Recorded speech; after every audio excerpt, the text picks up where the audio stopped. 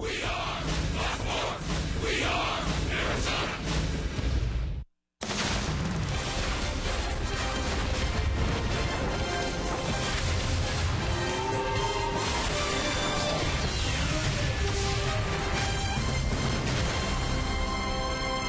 St. Louis, a pair of close and exciting ball games so far for the D-backs, but tonight they need to find a way to make it come out in their favor after dropping the first two games here. Cardinals with the best record in baseball. D-backs have hung with them so far, but now a chance to win this series finale before it's off to Milwaukee for a 3 against the Brewers at Miller Park this weekend. It's D-backs baseball from St. Louis here on Fox Sports Arizona. And good evening from Busch Stadium. Welcome to the broadcast. Steve Berthume and Bob Brenly along the way. Final chance to win a game here in St. Louis. The pitching matchup tonight, it's Josh Colmenter for the D-backs and Lance Lynn, the hard-throwing right-hander, for the St. Louis Cardinals. Diamondbacks have gone 2 for 19 in this series with runners in scoring position. They've left 21 men on base, and yet both these games, Bob, have gone right down to the wire. They've done the other things really well. They just need that one big hit, and defense has been a part of that. Yeah, defense has to be a part of it for the Diamondbacks. Infield defense has been solid all year, and the outfield defense about as good as you can possibly get. This is a result of athletic players. This is a result of working hard with Dave McKay on their positioning and their routes to the ball, especially those games where you have Peralta, Pollock, and Inciarte together in the outfield. That's about as good as it gets defensively in the major leagues. And Ender had a key play in this series when he ended an inning by throwing Matt Holliday out at third base. Yasmani Tomas has been the man offensively in this series. He's in the cleanup spot tonight, a 10-game hitting streak. 10-game hitting streak, 8 of those multi-hit games. He is just knocking the cover off the ball right now. I talked about last night how all these pitchers are new to him, but he's wearing them out like he's been facing them his whole life. And he is skyrocketing up the charts in terms of National League Rookie of the Year contention. Yeah, certainly a lot of baseball left to play. There may be some guys in consideration that aren't even on that list at this point, but Yasmani Tomas has put himself firmly in the discussion for Rookie of the Year. Well, the Diamondbacks a chance to win the series finale here under the arch at Busch Stadium in St. Louis. When we come back, more from the ballpark. The battle of the beards in this one. Josh Colmenter for the D-backs and Lance Lynn for the Cardinals. That's coming up, followed by First Pitch here on Fox Sports Arizona.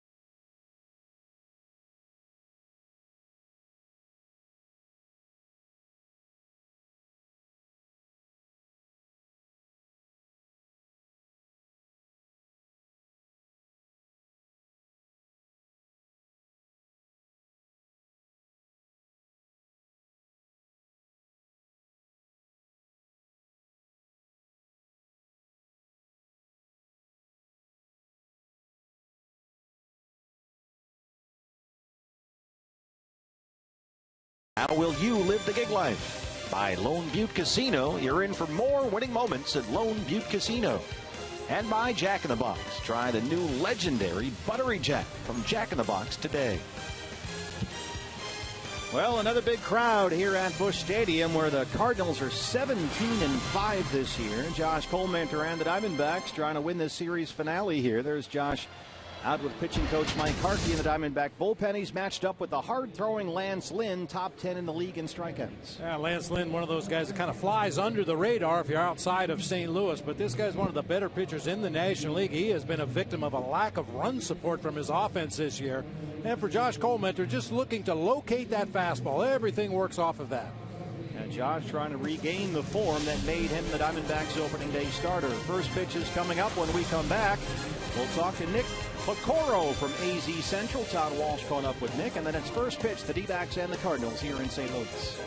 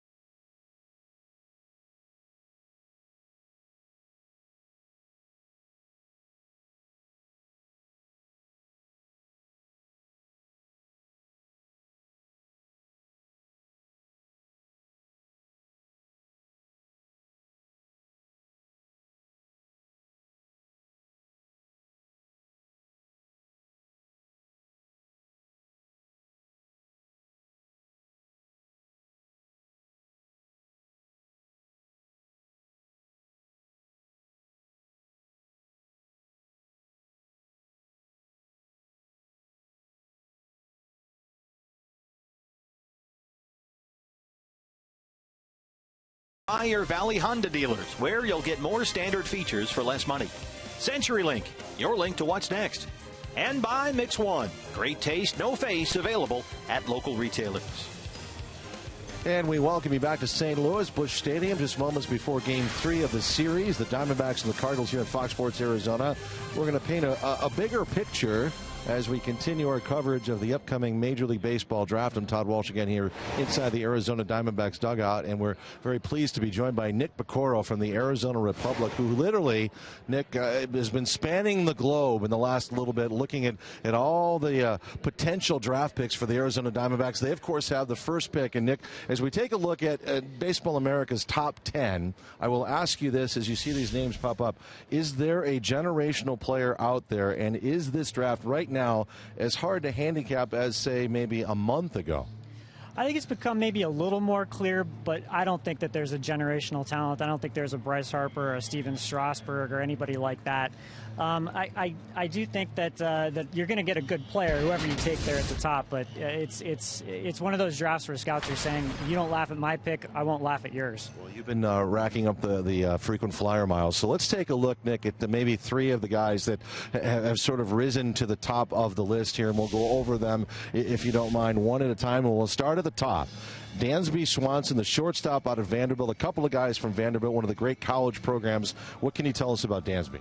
Well, I saw him over the weekend at the SEC tournament. He's kind of an all-around type of guy. I mean, he's hitting .360. He's got 13 home runs. He runs the bases well, plays good defense. He kind of just helps you in all aspects of the game. He kind of reminded me of kind of like an A.J. Pollock, except at shortstop. How about Dylan Tate from Santa Barbara, the right-hander?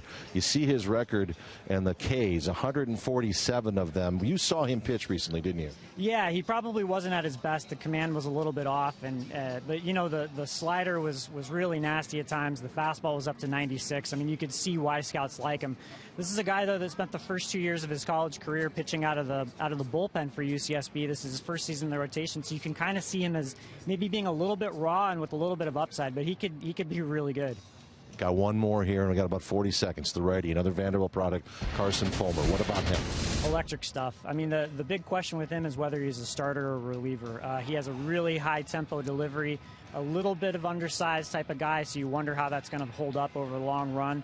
But there might not be better stuff in the draft. All right, before we let you go, if I had to put you on the clock, who would you go with as the Arizona Diamondbacks #1, Nick Piecoro, Arizona Republic? If I had to bet on a player, I think they'll probably end up with Swanson. All right, Nick, we'll be following you at azcentral.com. Thanks for joining us here. Thanks for having me. All right, Nick Piecoro, the beat writer for the Arizona Diamondbacks, one of the best in the business. As he wrote recently, the Diamondbacks putting their draft board together tomorrow as the draft approaches, but also approaching us here in St. Louis. Third and final game of the series, Cardinals and Diamondbacks next.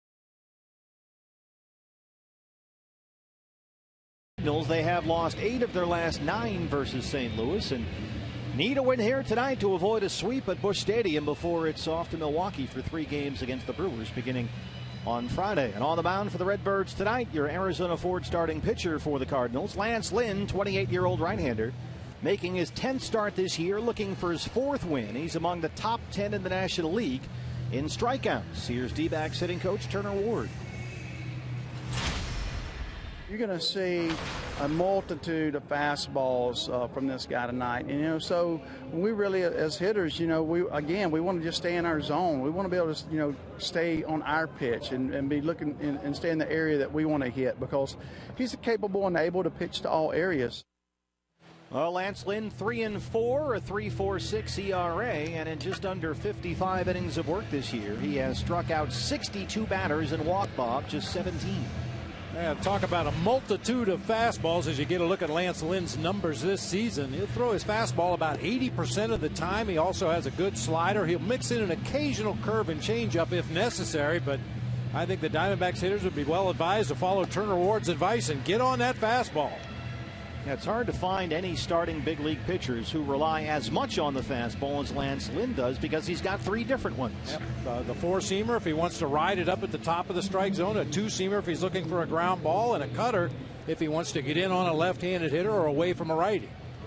Cardinals begin play today, leading the National League Central by 4.5 games over the Chicago Cubs. So a chance for Ender Inciarte and the Diamondbacks here to head to Milwaukee on a winning note and get this series finale. 2 exciting ball games so far. Both games went right down to the wire, but the Diamondbacks have twice come up on the short end and trying to steal one here before it's on the airplane right after the ball game. Inciarte at 3:03. The crew chief Eric Cooper is our plate umpire, and we are underway at Busch Stadium in St. Louis.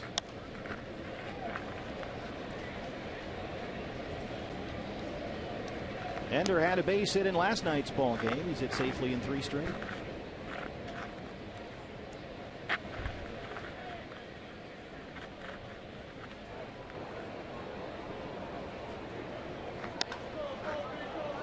Little easy fly ball out to Jason Hayward in right field. And that's the first out. The lineup for Chip Hale's Arizona Diamondbacks. Ender Inciarte at the top, playing left field tonight. A.J. Pollock making his way to the plate in center field. Paul Goldschmidt at first base. Vogt Goldie. Yasmani Tomas at third base. Mark Trumbo in right field. Cliff Pennington getting the nod at second base tonight. Tuffy Gosewish behind the plate. Nick Ahmed red hot over his last 5 games, including a homer last night. He'll be at short, and Josh Colmenter on the mound. Don't forget the hashtag Vote Goldie. The campaign is underway. A.J. Pollock in the 2-hole tonight. There's Goldie as always with that back foot up against the wall on the on-deck circle. Hashtag Vote Goldie.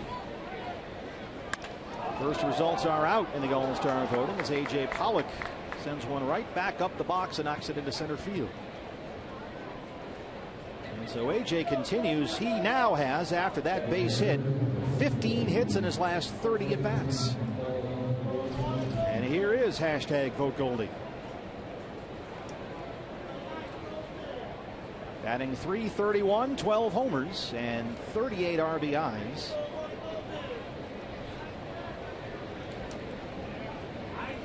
Goldie 0 for 3 last night. He walked twice and struck out twice. Had a pair of hits in Monday's series opener. And he looks at ball 1.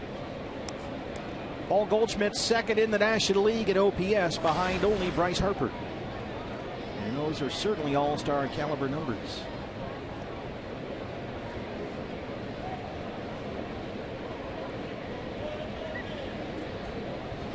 Cardinals are already well represented in the first National League vote count. They have 4 starters as of this moment in the All-Star game, which is this summer being played at Great American Ballpark in Cincinnati, only on Fox. Cardinals in the National League and the Royals in the American League. I would say stuffing the ballot box, but since it's all online this year, I don't know exactly what you call that. It's a lot of clicks.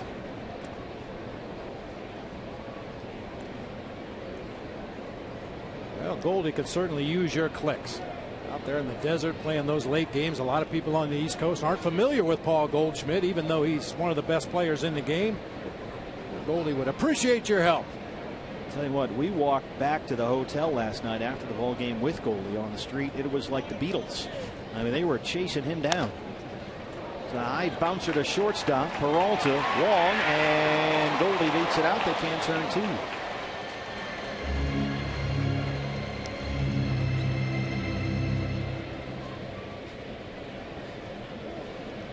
Vote total so far, he's behind Adrian Gonzalez and Anthony Rizzo. Matt Adams 4th in the voting. They think he might be out for the year now. Wow. Injured his quadricep in the ball game last night. Went on the 15-day DL. They initially said it's serious. It's a tear. He's going to be out longer than 15 days. And there was some Twitter news earlier just before the ball game with John Mozeliak being quoted as saying he might be gone for the year, Matt Adams. Yeah, get your rest, Mark Reynolds. Yasmani Tomas, talk about all-star numbers, 349. And just his 4th start this year, batting in the cleanup spot.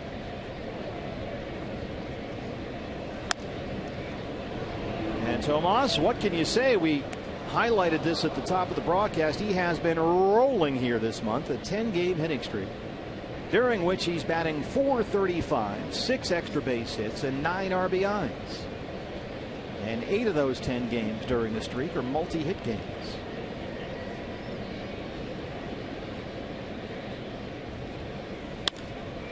Belts it toward Hayward in right field. It drops in front. And the Gold Glove right fielder, who's had a dicey series out there, almost lets it get behind him. Goldie stops at second. And so Tomas just keeps on hitting. Make it 11 games in a row now with a base hit. And once again, it comes on a fastball on the inside part of the plate. That inside out swing, leading with the knob of the bat, letting the barrel drag behind just a little bit, produces a solid line drive into right field. Stay hot. Moving up the Rookie of the Year charts in the National League. Longest active hitting streak in the league, along with Ian Desmond and Brandon Crawford. So 2 on, 2 out for Trumbo.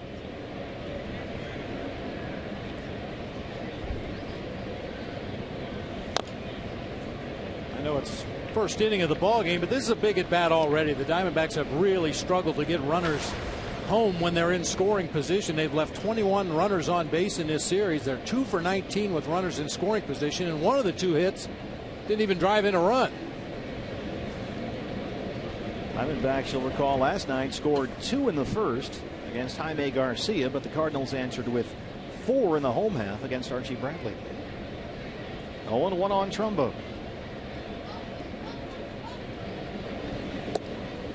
Mark has a pair of hits in this series, including that big 8th inning home run that tied Monday's series opener before the D-backs lost in extras on the Johnny Peralta walk-off. And we have seen Mark generally hit either second or fourth in the batting order. Tonight in the 5 spot, as Chip Hale continues to shuffle things a bit. Good take by Mark there, and he's ahead 2 balls and 1 strike.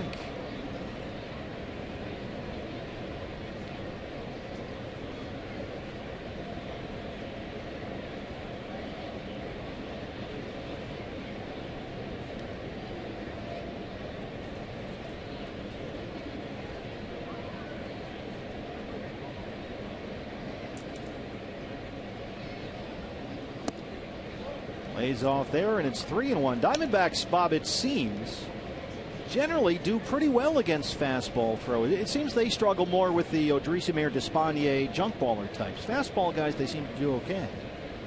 I would imagine Odrisamer doesn't prefer the term junk ballers. He's a finesse pitcher. That's right. Sorry. Everything but the rosin bag. 3-1. Ball 4.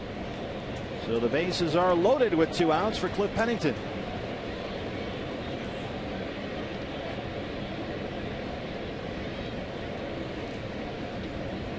Chip Hale said before the ball game he wanted to get Penny in there. Was initially going to start him at shortstop and put Chris Owings at second base, but the CO has really worked a lot over the last few days with Turner Ward on that hitting stroke, and so he's a little worn out. Plus Nick has really been swinging a hot bat lately, so he decided to go with Ahmed at shortstop and Pennington getting the start at second. You know, even though he doesn't have much to show for it, Cliff has put together some pretty good at-bats lately. This isn't one of them. Bouncer right to Wong. They go the short way for the force on Trumbo, and the Diamondbacks load him up but cannot get a run across against Lance Lynn. Just underway at Busch Stadium.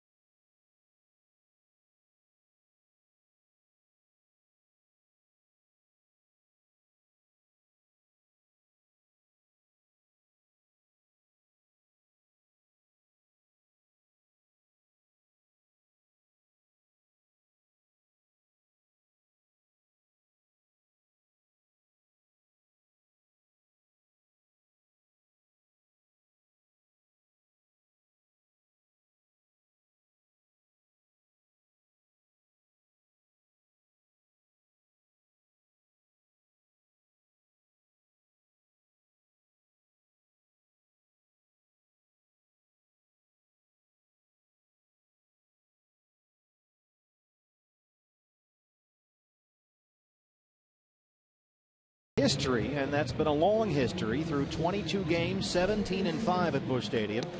And the Diamondbacks will turn to Josh Collmenter to try and avoid the sweep. He is your Arizona Ford starting pitcher, and looking to regain the form that's made him one of the Diamondbacks' most dependable pitchers the last few seasons. We asked Josh, what's the key for him here tonight? The biggest thing for me is fastball command. Everything that I do otherwise with changeups and curveballs plays off of that, to be able to control both sides of the plate and work down in the zone. And then if I'm working down, all the other breaking stuff going down is even better, and then I can throw balls up in the zone and maybe get swings. He is your Arizona Ford starting pitcher, 3-5 on the year. The ERA, which at the end of last month was 2.76, has nearly doubled over the course of May. And he's not won since May the 6th. Kolten Wong gets a hold of one, sends Trumbo back to the wall, and that is gone, a home run. Kolten Wong, his 6th, and just like that, the Cardinals take a 1-0 lead.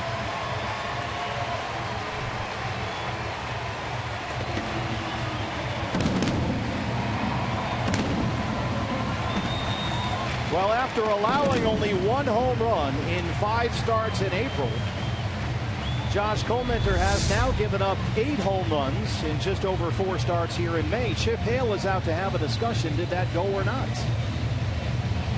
Really tough to tell on that initial replay. Maybe a better look this time from center field, looking back toward the play. And yeah, it hit the message board out there, which is behind the fence. You can see a couple feet behind the fence, and Chip is satisfied with the explanation he got from Eric Cooper. Chris Guccione, the plate umpire, ran up the right field line there to have a look, and he immediately signaled home run. So 1 pitch, 1 run for the Cardinals, and here's Matt Carpenter. The long ball has really been an issue for Josh this month. It's been a big part of the problem. Well, you heard Josh give his own scouting report, and certainly John Mabry, the hitting coach for the Cardinals, and this entire Cardinals offense, they're well aware of Josh Collmenter and how he likes to pitch and what he needs to do. And Kolten Wong, looking on that first pitch fastball, did not wait. Well, that's the 3rd time Mike Matheny's team has had the first batter of the game homer. Matt Carpenter's done it twice. That was Wong right there. Carpenter lifts this in the air to very shallow left field. Inciarte's underneath. And that's the first out. The lineup for Mike Matheny's Redbirds here tonight. Instant offense. Kolten Wong at the top playing second base. Matt Carpenter at third base. Matt Holliday making his way to the plate right now, has reached in 42 straight games, tied for the most in franchise history. Johnny Peralta at shortstop. Randall Grichuk in center field. Yadier Molina catching. Mark Reynolds in at first base for Matt Adams. Jason Hayward slides all the way down to the 8th spot out in right field, and Lance Lynn on the mound for the Cards. Yeah, if Hayward keeps dropping in that lineup, he's going to be hitting 10th soon. Matt Holliday looks at strike 1. 322 and 3 homers, just outside the top 10 in the league in OPS. And as Bob mentioned, last night tied Albert Pujols' Cardinals record by reaching base safely in 42 straight games to open up the year. And that's a big reason why his on-base percentage this year is up over .430, which in his 12th big league season would be a career high.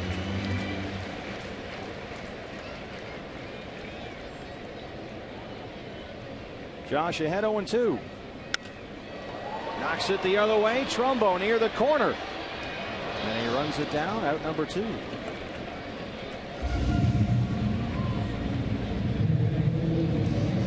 Well, no Matt Adams, as we mentioned.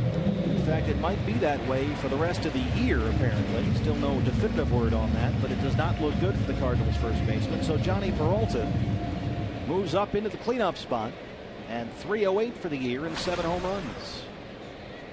And having a good series, 4 for 8, a double, a homer. He's knocked in 3. This was Big City yesterday, rounding first. It seemed innocent enough at the time, just kind of an awkward step on first base with the left foot, but it's the right leg that bothers him. Very deep right center. Trumbo in front of the Cardinal bullpen. And Collmenter, after giving up the leadoff homer, gets 3 fly ball outs, and through 1 he trails it 1-0.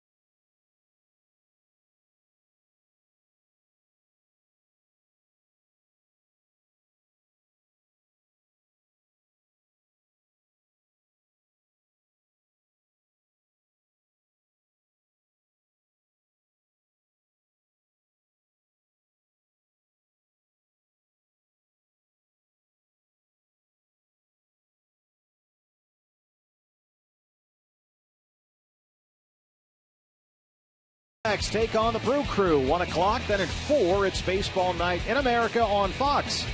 As the Dodgers face off against these Cardinals. Coverage starts at 1 on your home for baseball every Saturday. Fox and Fox Sports 1. Top 2 at Busch. Diamondbacks trail at 1-0. Colton Wong a leadoff homer. And here's Tuffy Gozawish to open up the second against Lance Lynn. I mean, Lance Lynn, we talked about that a moment ago, Bob. The Diamondbacks in this series just have not hit with runners in scoring position. There's a little ground ball to Wong at second. And he throws out Tuffy. Lance Lynn had a 14-pitch first inning and left the bases loaded. How about that? That's hard to do. A lot of first pitch hacking, which we've seen from the Diamondbacks all season. It doesn't seem to be an issue when that first pitch produces a base hit, but when you make quick outs, it really makes things easy for that opposing pitcher. Yeah, Cliff Pennington grounded out on the first pitch with the bases loaded and 2 outs to win the top half of the first. And here's Nick Ahmed now at 218. 2 homers and 9 RBIs. Another big night at the plate last night. His first career multi-extra base hit game, a home run and a double. And he lifts this in the air out to Holiday. And that's another quick out.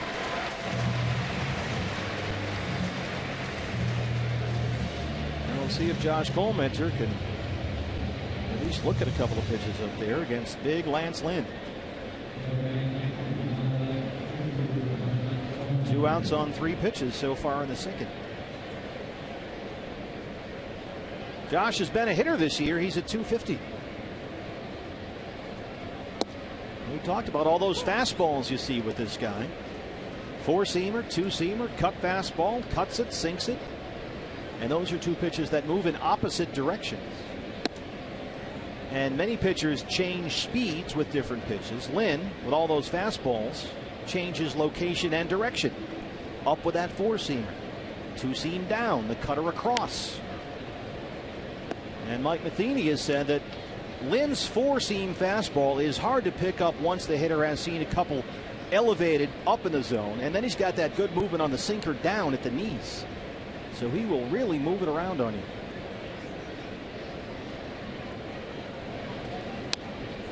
A good pitcher can make a fastball look like multiple pitches. I remember facing Don Sutton when he was in his prime pitching for the Brewers. 300-game winner. In a spring training game, and I struck out 3 times on 9 pitches, and I swear they were 9 different pitches. But in talking to Don after the fact, he said, oh, there was a curveball in there. There was a slider in there. That one's in there. He rings up Colmenter. First strikeout for Lance Lynn. He's got a 1-0 lead.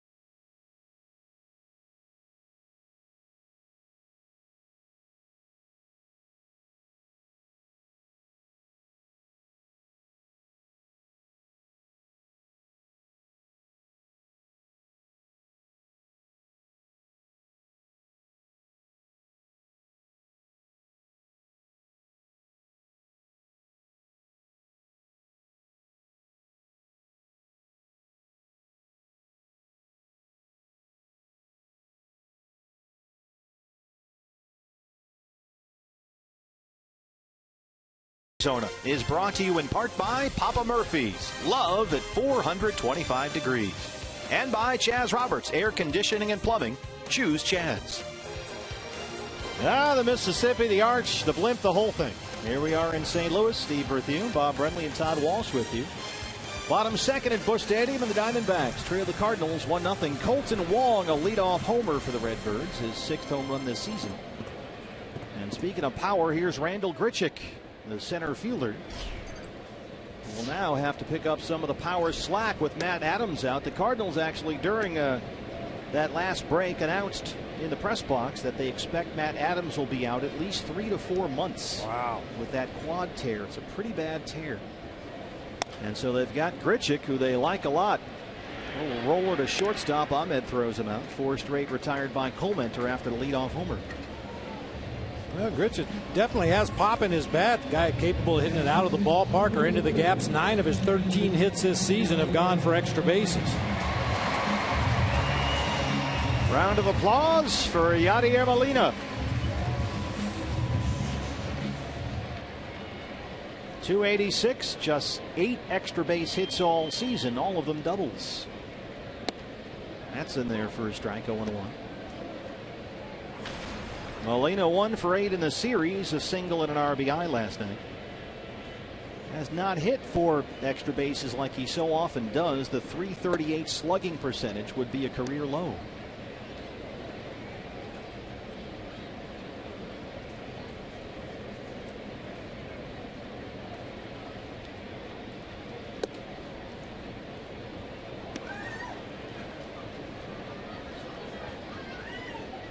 Josh Colmenter, according to Chip Hale, still very much the tone setter in this Diamondback rotation. And Chip said last week he's our #1 guy, and when he's pitched well, it filters down to the rest of the staff. So his value to the starting rotation, Chip says, really important. He looked at times brilliant in April.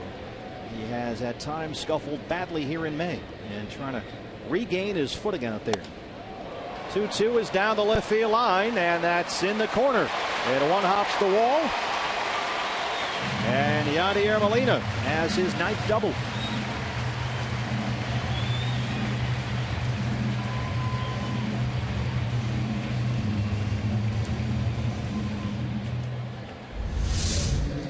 Molina's a guy that seems to pick it up as the season goes on and the temperatures heat up here in St. Louis, which is exactly the opposite of what you would expect for a guy that catches almost every day. You would think he would wear down over the course of the season, but it seems like his bat heats up when the weather does. Mark Reynolds, the former D-back, and off to a good start here in St. Louis, finding a role that figures to expand with Matt Adams out now 3 to 4 months. They have developed a right-left first base platoon. Reynolds is the right-hand hitting portion of that duo. He's a .250 with 3 homers, but figures to play a whole lot more now with Adams out.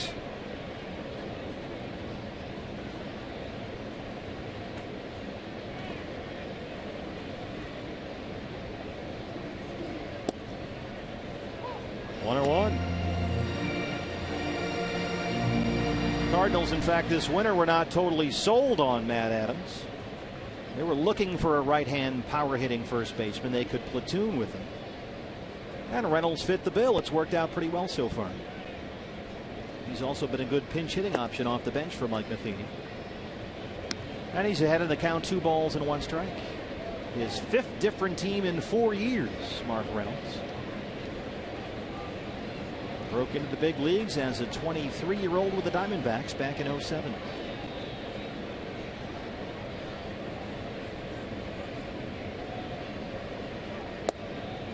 In there, and it's 2-2.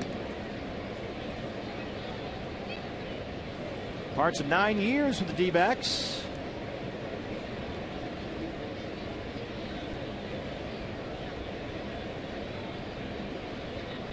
D-backs, Orioles, Yankees, Milwaukee.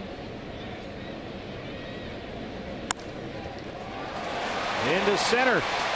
They will wave Molina. Pollock has it. There is no throw, and it's 2-0 Cardinals.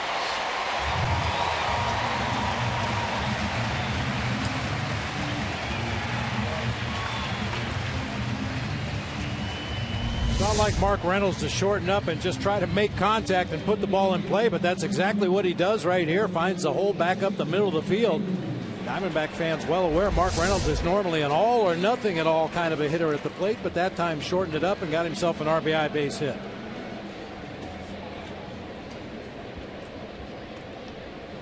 Jason Hayward down to 8th in the St. Louis lineup. The numbers right there explain why. 233.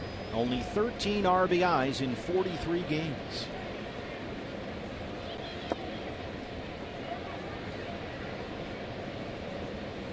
One for 8 in the series so far. Hayward had an RBI single Monday night.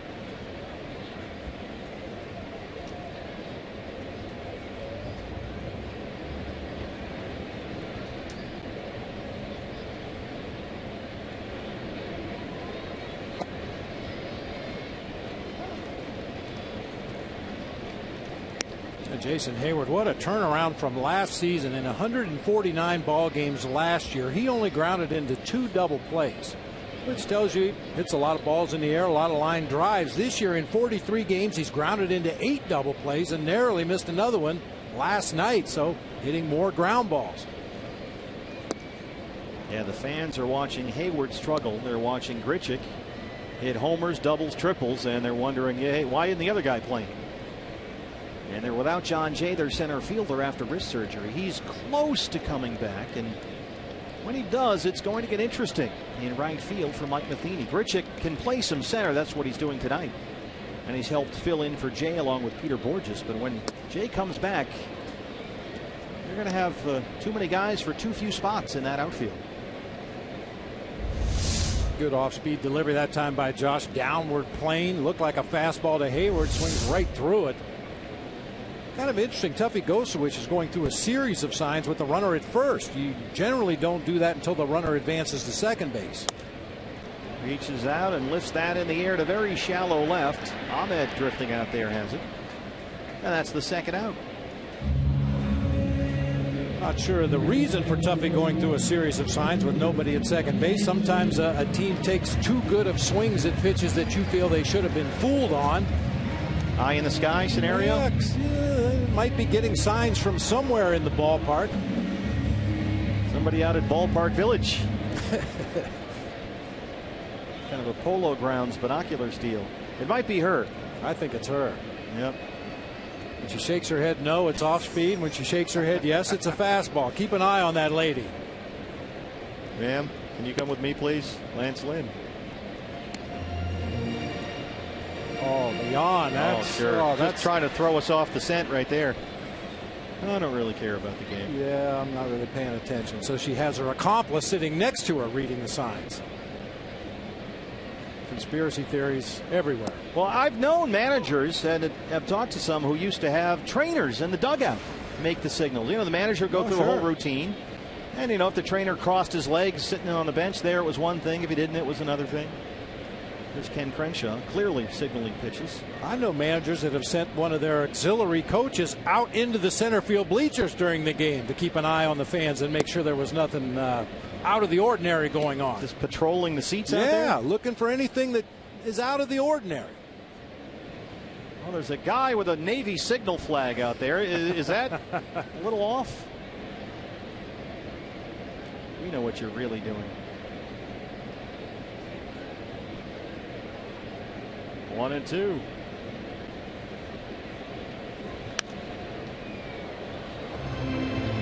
Well, even though he's down 2-0 in this ball game and has surrendered 3 base hits in the first couple of innings, Josh's stuff looks better tonight than last time out. He just couldn't get any movement on that cutter against the Cubs last time. That's what you like, the movement on the cutter?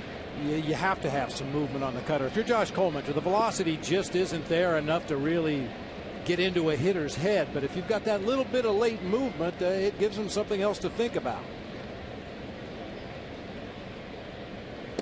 1-2 is in there, and he rings up Lynn for his first strikeout. Don't forget, get on the Twitter, #VoteGoldie. America's first baseman due up in the 3rd.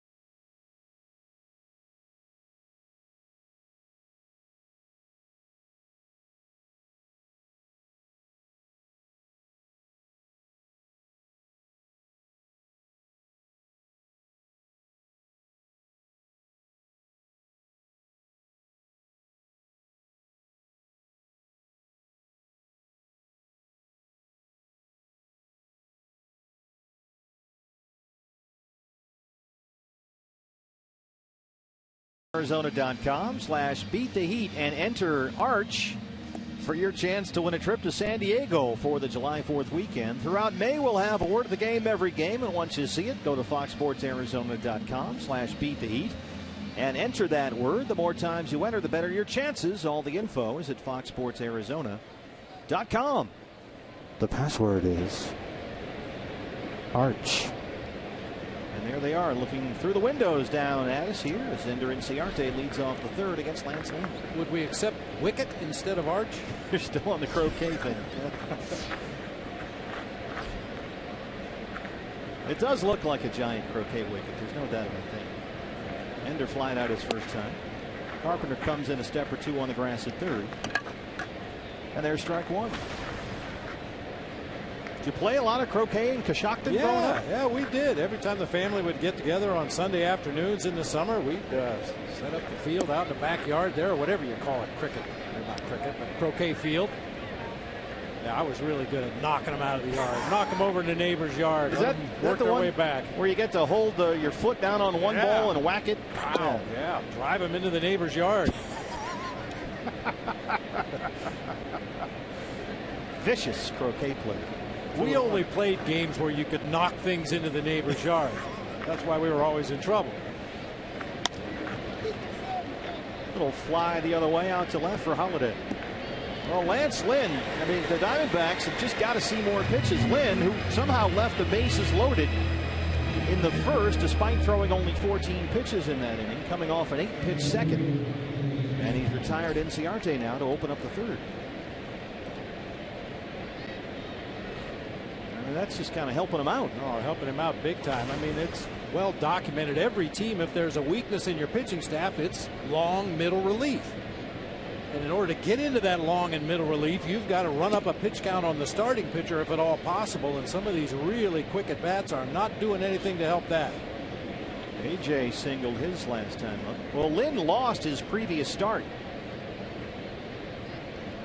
That was Friday at Kansas City in that big series here with the Orioles. 5 runs, 10 hits, 6 innings, a walk and 4 strikeouts. Didn't get any run support. The Cardinals lost 5-0. And Lynn was dealing with back cramps in that last start. Had a visit to the mound from the trainers. Mike Matheny said something just didn't look right out there. And Lynn said the back cramps started during his pregame warm-up of the bullpen. Got treatment after the game and did not believe it would be a factor for him in this start tonight. A big break for him that the weather is so mild here in St. Louis. This time of year it can be approaching triple digits with humidity nearly the same, but it's been a very comfortable 3-game series here in St. Louis. Yeah, we really lucked out weather-wise. He's just one of those guys. Every team's got one. Yep. The Diamondbacks, it's Chase Anderson. And with the Cardinals, it's Lance Lynn, which would explain why he's only 3-4 this year. 2-2 pitch. And Lynn is built like a rotation workhorse. I mean, he's a huge guy, 6'5", 240. Coming off back-to-back seasons of at least 30 starts and 200 innings. And this year, he's gone at least 6 full innings in 7 of his 9 starts, including each of his previous 5 starts here in May. Hey fans, anytime the D-backs score 5 runs or more, Taco Bell is giving away 3 free tacos with the purchase of a large drink between 4 and 6 the following day at participating locations. Lynn has been, and many of his teammates have said the same thing, he's one of those guys that seems to get stronger as he gets deeper into the ballgame. And he said, yeah, that's usually how I roll. Well, one out walk to Pollock, who's been aboard twice tonight. And here's hashtag Vote Goldie. Goldie reached out a fielder's choice his first time up. Second walk issued by Lance Lynn. Well, Lynn's numbers would say that he's one of those guys that you're much better served trying to get to him early in the ball game, first couple or 3 innings before he has a chance to settle in. And pitch count is never really much of an issue for Lance Lynn. He regularly goes over the century mark. Yeah, he is a horse out there with all those fastballs. He does get a lot of swings and misses with that big 4-seamer that runs a bit. It's got good late life, as they say, some hop to it, some jump. And he will elevate it when he needs to. A beautiful night here downtown St. Louis. So there is with Lance Lynn a kind of a unique old school country hardball kind of a deal. Only fights that one off, but it's a little flare to Wong. 2 down. Yeah, when he starts firing that four-seamer in there, he'll get a whiff rate with that pitch alone of about 30%. So he can rack up the strikeouts.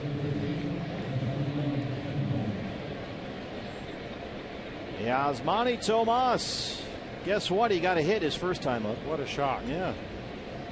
So the hit streak is now at 11 games. But he doesn't just get one, he gets 2.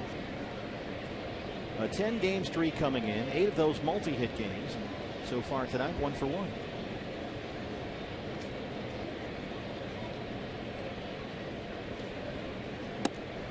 Ball 1. Tomas leads all major league rookies in hitting at .349.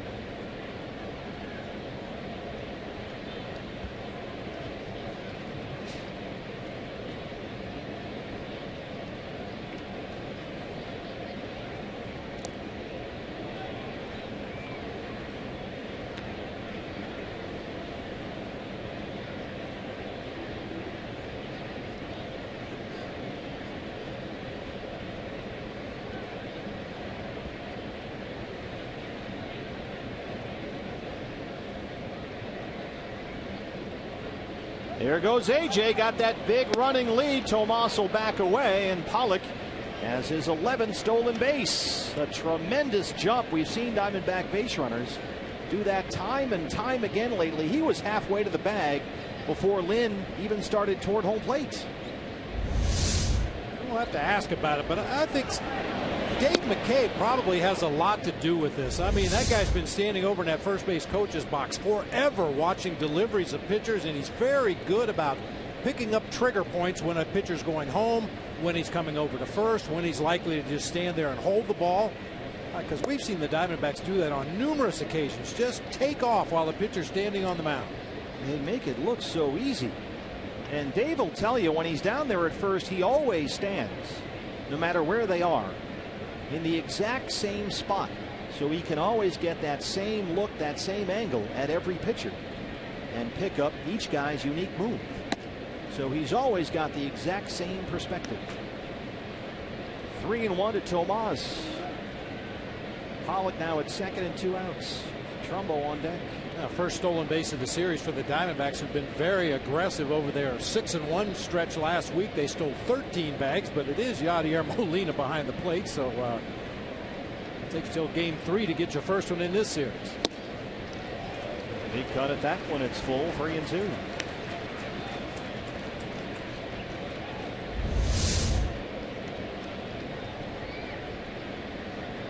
Appeared to be that four-seamer you were talking about that gets the swings and misses after throwing fastballs in the low 90s with a little bit of movement this way or that way. When he rears back and throws that four-seamer, it's got a little extra hop on it.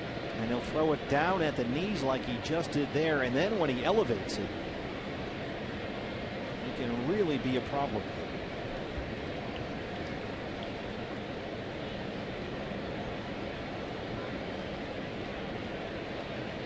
Three balls, 2 strikes, 2 outs. Here it is. Tomas stays alive. Looked like a direct hit on Eric Cooper back there behind home plate. But when Yadi asked him if he needed a moment, he said, no, let's play. Yeah, got him right on the bottom of the mask. Coming in at 90 plus.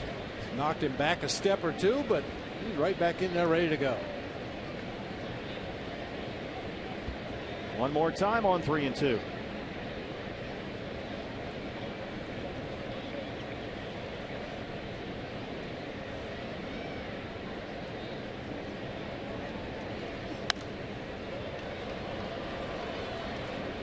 Let's take a look at our T-Mobile game-changing player Yasmani Tomas during what is now an 11-game hitting streak. Multiple hits. Hitting nearly .450 during this streak.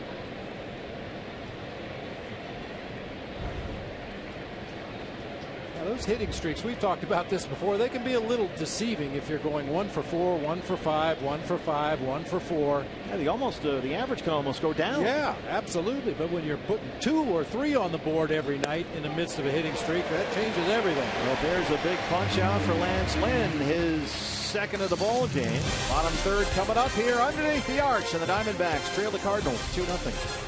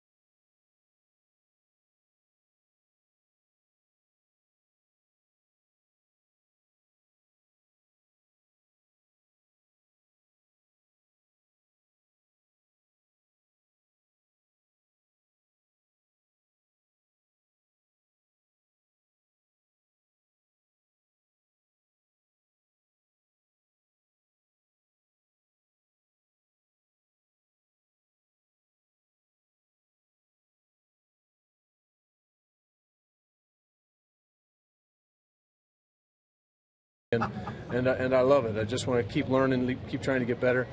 In that same mindset we talked about before, it's not about me. It's about how do I not just make that pitcher better that day, but how can I make 9 guys on that field come together and everybody pull in the same direction. And it's a great challenge that I love to wake up for every day. Todd Welch back here in St. Louis. St. Louis Cardinals manager Mike Matheny. I just love that comment. We had an extended conversation, Steve and Bob, about the art of catching in baseball, and also I guess it's just a fact, we'll just say it, the ex-catchers just make the best managers. And here's a guy that, as I'm sure you guys have chronicled, had no managerial experience, and look what he has done here in St. Louis. And a little bit later on, I'll flash over to the Diamondbacks dugout and get Chip Hale's take on that, a guy who has so much managerial experience, but all, of course, at the minor league level. Drinking out of a fire hose, Steve. It's a lot to take on, Todd, that's for sure. It's a big job, and Matheny, he's definitely BB down there. Look at him in that dugout right behind Colton Wong. He's got a presence. Yeah. I mean, he's a big guy, former catcher, very serious guy. He has an aura about him, that's for sure. And the results, I mean, they're beyond debate. And think about the managers that he played for over the course of his career. One of them now with the Diamondbacks, Tony La Russa. And, if you're paying attention, you can learn an awful lot about the game watching one of the best ever. Now, this is right on a tee for you. But do catchers, former catchers, make the best managers, Bob Brenly? I think so. I mean, I'm a little partial, but the numbers don't lie.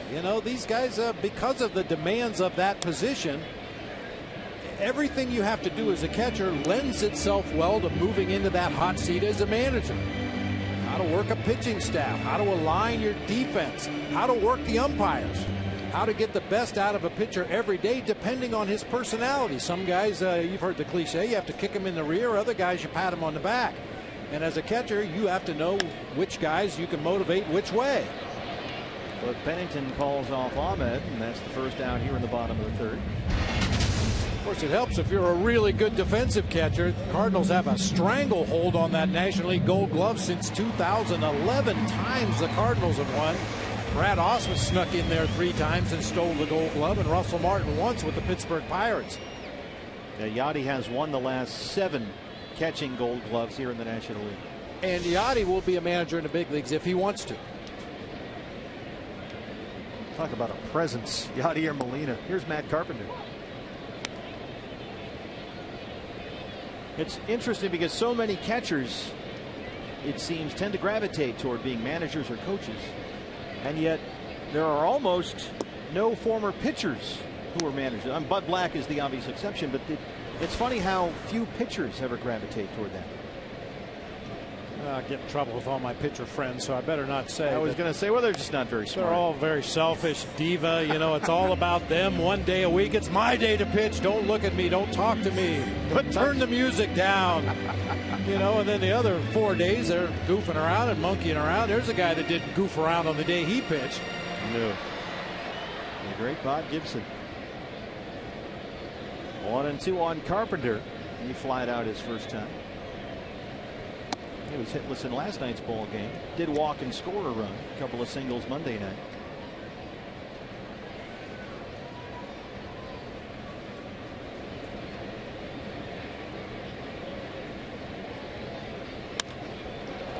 Toward Trumbo and right. Takes an interesting route there and manages to hang on for the outs. 2 down. Carpenter thinks that dropped in. Yeah, he caught it. Well, this is what they call a banana route, I guess, right? Yeah, he went back a few steps and then turns and comes back in 3 or 4 steps, but just does snare it before it hits the grass out there in the right field corner.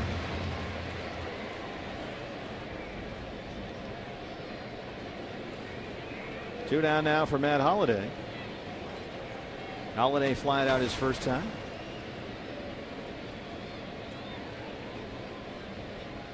I would think the other type of guy who would make a good manager besides the catcher is the grinder type, the guy that played a lot of different positions, that was a role player, you know, played infield, outfield, pinch hit, started occasionally like Chip Hale did. Or the manager where we're going next, Craig Counsell. You know, guys that have seen the game from a bunch of different perspectives. Been a starting player at one time, been a platoon player at another time, been a bench player, been a non-player. You know, you have to see the game from a bunch of different angles because you're going to deal with those guys on your 25-man roster every day. And Chip was talking a little bit about that before the game today in the dugout, and he said something that was interesting in playing for Tom Kelly. He said Tom Kelly wasn't afraid to hurt your feelings because Chip was the guy who was often told you're not playing today. And so you learn how to deal with that as a player, and you take that experience with you now as a manager, because you've got to manage all these different personalities, and sometimes you have to tell guys things that you know they're not going to like. And he was on the other end of that for years.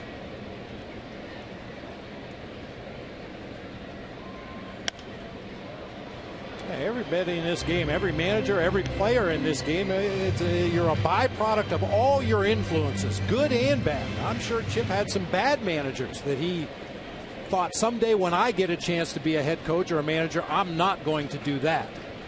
And then other guys that set great examples and did things that I'm sure Chip follows to this day.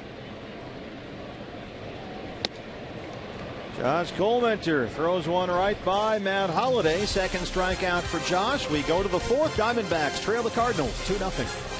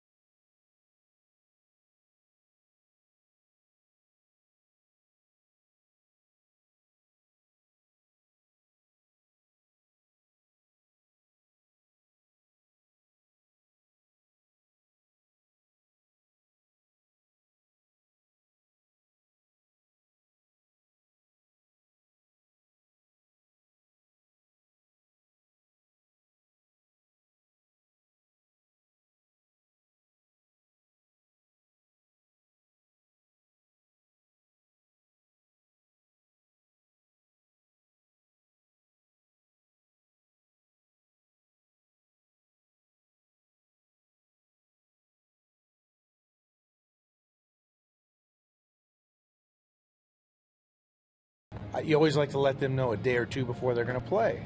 And one thing I haven't had a chance this year because our lamps have been almost right before we decide right before we go out for our work.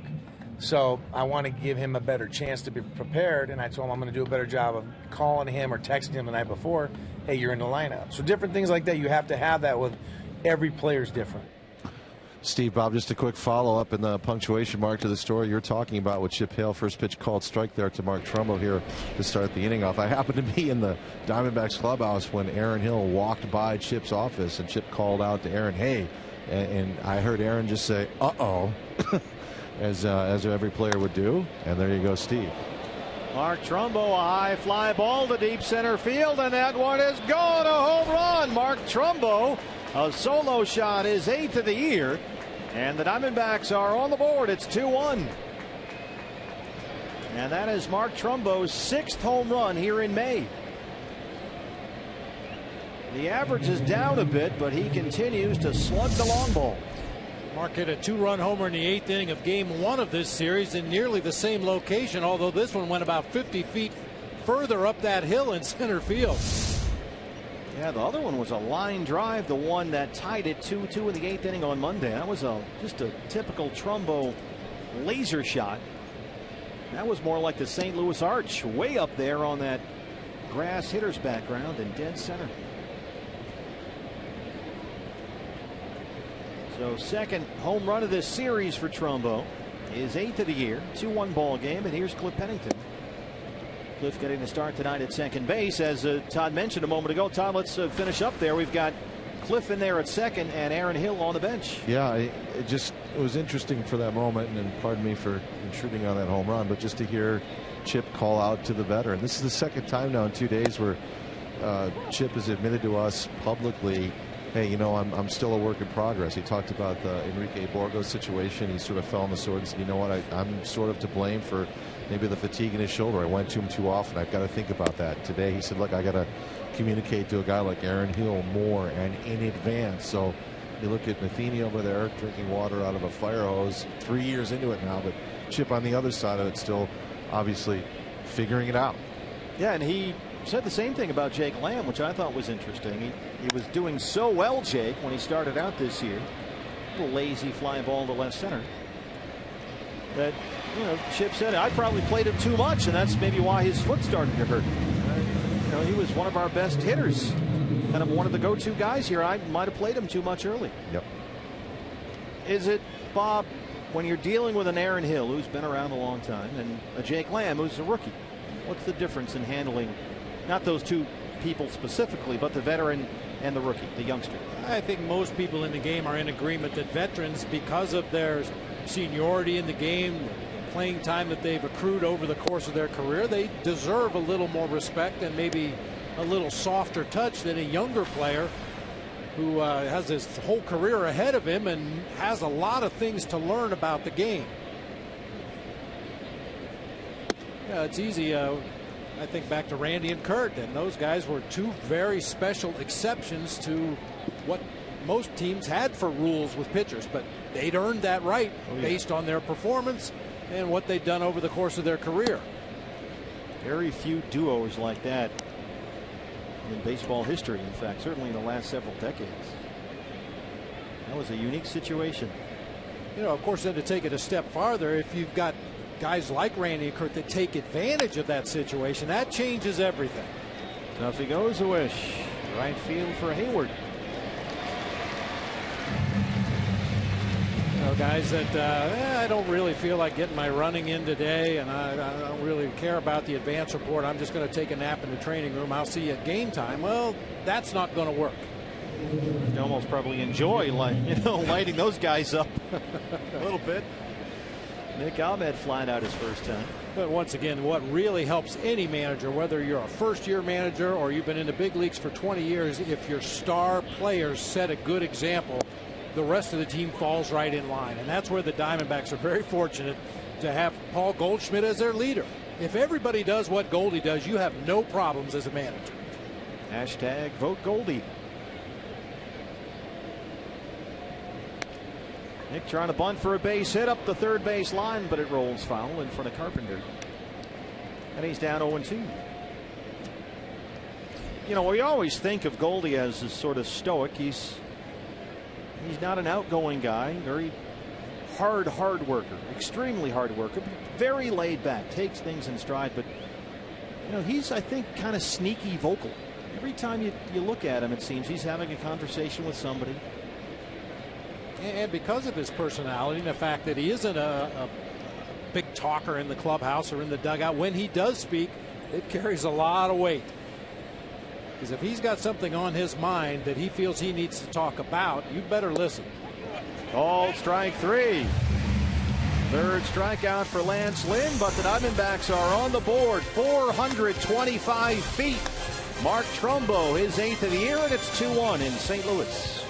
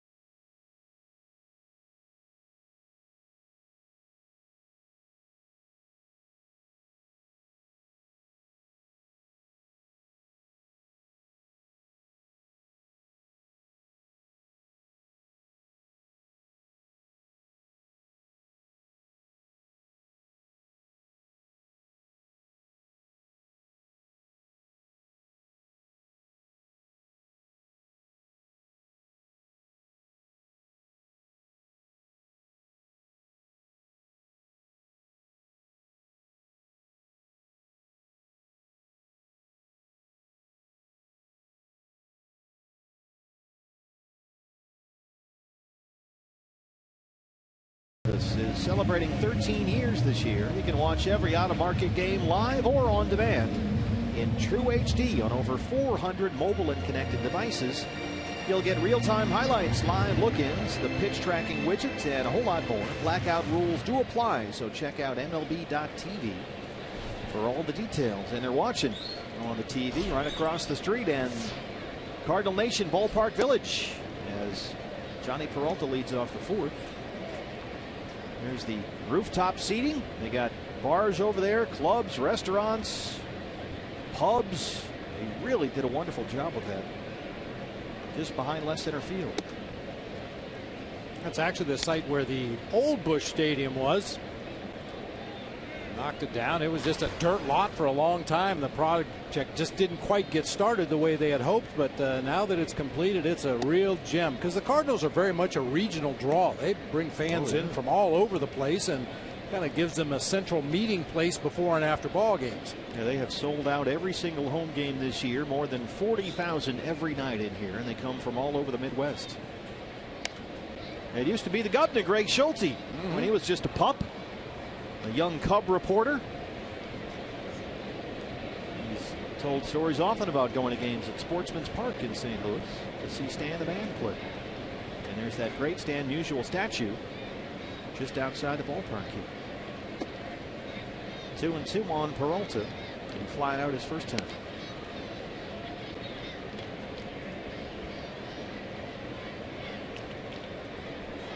There's Stan the Man. The great Jack Buck, longtime voice of the Cardinals. And I know you had one of my favorite stories of all time, you and Jack Buck. Well, it was the World Series, was it? I think it was one of the playoff games that Jack was doing, and I'd known Jack for years and years, and he would come down to do pregame shows when I was a player, and I'd just ask him, how much time do you need? So he's doing just like a little radio hit. Yeah, I need 245. And he would come down to my office when I was a manager, and I'd say the same thing. How much time do you need? Well, 3 minutes and 15 seconds. All right, Bob Brenly at 3, 2, 1. Bob, your rotation. And then he'd point the mic at me, and I would talk for 15 or 20 seconds. You're a bullpen? What about your lineup? Back with more after this. And that, all I needed to know was how much time do you need, Jack? And he would just toss it out there. Those are probing questions. Oh, he was the best. Go crazy. St. Louis, go crazy. Randall Grichuk. Peralta has a single to lead off the Cardinal fourth. Grichuk rounded out his first turn. And this is a guy that just looks better and better every time you see him. 286 now, 2 homers, including his home run he hit last night. Kind of makes me nostalgic seeing his setup in the batter's box as he's waiting for Josh to deliver that pitch. It's what they call a flat bat. You'll watch him as he gets that bat back there behind the back shoulder. The barrel of the bat's kind of laying down toward the backstop. Now he'll get it back up into a hitting position when Josh lets the ball go, but you see a lot of guys hit with a flat bat like that. My first hitting coach in the big leagues, Hank Sauer, was a guy that was a firm believer in that flat bat. He said that's the plane you want to swing on, so why not start with your bat right on that plane?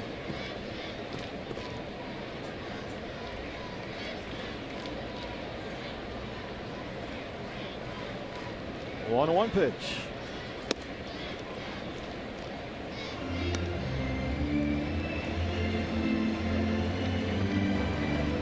A lot of Cardinal fans want to see this young man in the lineup every day. Big potential here, certainly big power potential.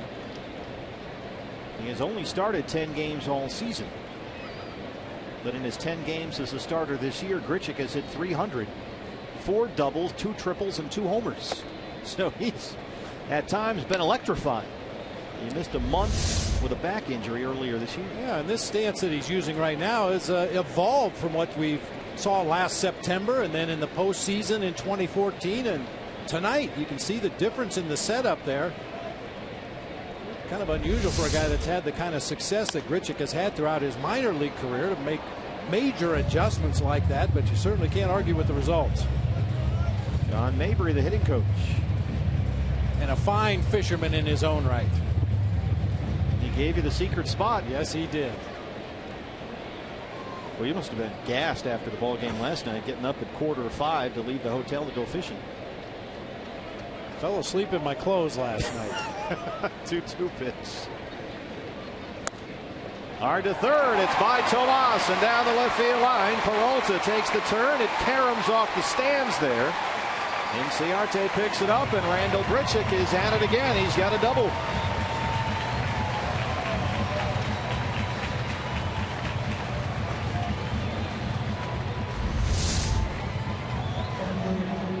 The pitch was down. Tuffy was ready to block it in case it went in the dirt. Somehow Grichuk got the bat on it and hooked it down that left field line. That's one of the oddities here at Busch. You can see the areas down the left and right field line where the stands kind of jut out toward the foul line. And that time it ricocheted back almost toward the shortstop position. A long run for Ender Inciarte to get to that ball. Yeah, there is almost no foul ground at all in that corner. So Josh Colmenter, who had retired 5 straight coming into this inning, has given up a Peralta single, a Grichuk double, 2 on, nobody outs for Molina. And just one more thing about that double by Randall Grichuk. Good hitters punish mistake pitches. If you hang a breaking ball or throw a nothing fastball in the middle of the plate, they're going to hit that ball really hard. But the great hitters hit pitchers' pitches and still get base hits. That was a nice pitch by Josh Colmenter down in the zone, almost in the dirt, and Grichuk still got enough bat on it to double down into the left field corner. And get another extra base hit, as you just saw. Molina had a double and scored a run his last time up.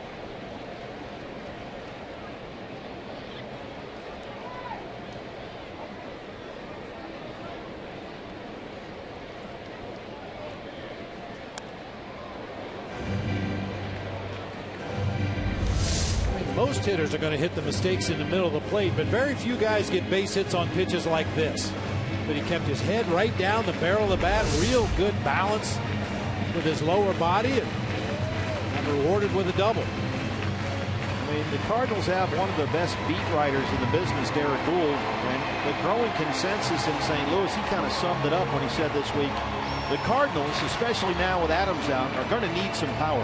And if Grichuk can provide it, you can't just waste it. You can't ignore the electricity that his potential brings to this lineup. And we have really seen him look very impressive here in the series so far. He's at second. Peralta's at third. Nobody out. 2 balls and a strike to Yadier Molina. 3-1. Well, Grichuk was part of the reason why I said when we were talking about potential Rookie of the Year candidates, and I mentioned there's still a lot of baseball left to play, and there's a lot of other players, Randall Grichuk included, that by the time the season's over will probably be included in that conversation. And Manny Tomas in there as well. 3-1 to Molina. That's in the seats. It's a full count, 3-2. Mark Reynolds on deck. I still say you should get a neck tattoo. I'll think about it. On the off day, I'll think about it. Yeah, we'll put a smallmouth bass on there for you, something. Well, that or a slice of pizza. One on either side.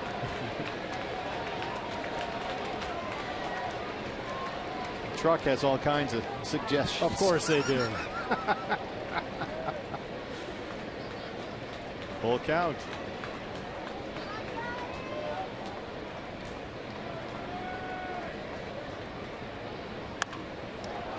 Back to the mound. Colementor knocks it down and keeps the runners where they are. He just stuck that glove out there like a hockey goalie and was able to keep it in front of him. No chance for the runners to advance, and that's the first out. Yeah, might have had a chance to get Grichuk out there at second base. He really took off for third when that ball was put into play. Josh knocks it down. His only concern is making sure that Johnny Peralta didn't try to score from third base. You could clearly see in the back of the picture there. They had a play on Grichuk, but they get an out nonetheless.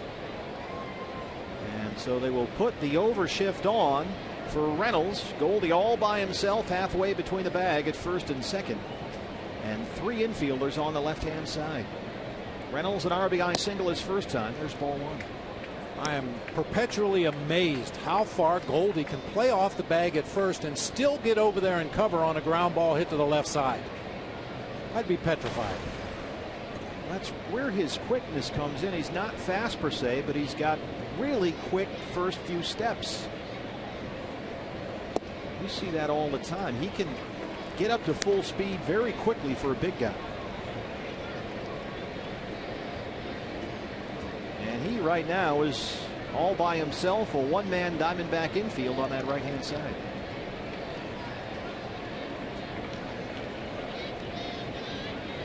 Two and 0 to Reynolds. 3-0 now. You got Hayward on deck. Pitcher spot behind him. Watch the right leg. This was the previous pitch. Yeah, right there.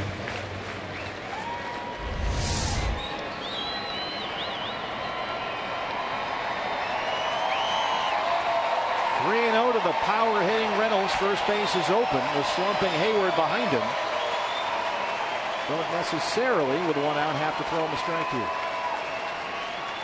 And don't think that little grab of the right hamstring went unnoticed. I mean, when you watch a guy from start to start to start over the course of the season, sometimes over the course of years, anything out of the ordinary gets your attention. I'm sure Mike Harkey and Glenn Sherlock, Chip Hale, all the coaches sitting over there in that third base dugout noticed it just like we did. 3-0. Ball 4. Cardinals have the bases loaded with 1 out. First walk issued by Josh. Here comes Mike Harkey. Well, with Colementor, everything this month, it seems, has been out of the ordinary. He just has not been the same guy he was in April. The velocity has been down this year. The command certainly has not been as sharp, and that's made him much less efficient out there, not going deep into games. And he's getting hit a lot. 1 and 2 in 4 starts this month. The ERA in May is almost 9.5. And opponents in May hitting .366 against Colementor over those 4 starts.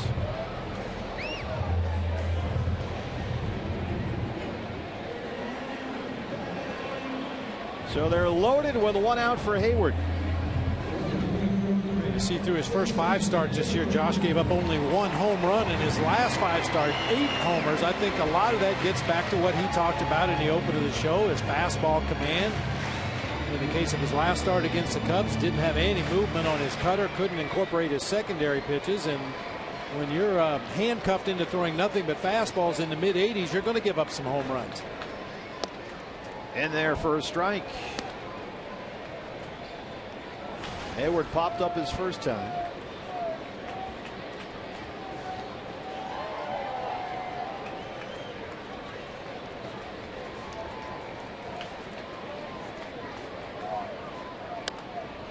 Pops up again here. Ahmed behind Tomas, and a very big out there for Colementor. 2 down now. While we have a moment, let's take a look at our Valley Honda keys to the game tonight. Just like with real estate, everything about Josh Colementor depends on location, location, location. And we gave you the numbers earlier. Coming through in the clutch, the Diamondbacks have had opportunities in these first 2 games against the Cardinals to blow games wide open, just haven't been able to come up with that big base hit. Peralta is at third, Grichuk at second, Reynolds at first. 2 down, and here's the pitcher, Lance Lynn. Struck out looking at his first at bat tonight, 0 for 1. Well, Josh will tell you fastball command is the beginning and ending of everything he does well. If it's up in the zone, if it's flat, he's going to get hit.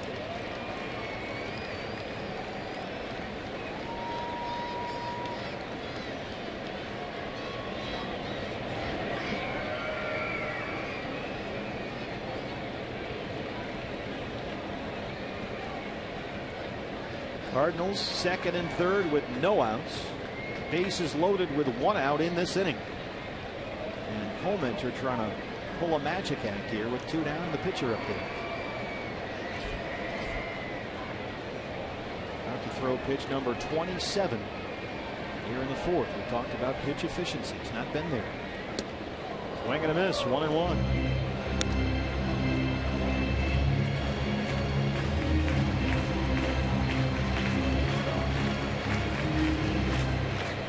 Josh has said part of the problem is him just really trying to force a lot of stuff, trying to find it, as opposed to just rearing back, throwing, and let everything that's supposed to happen.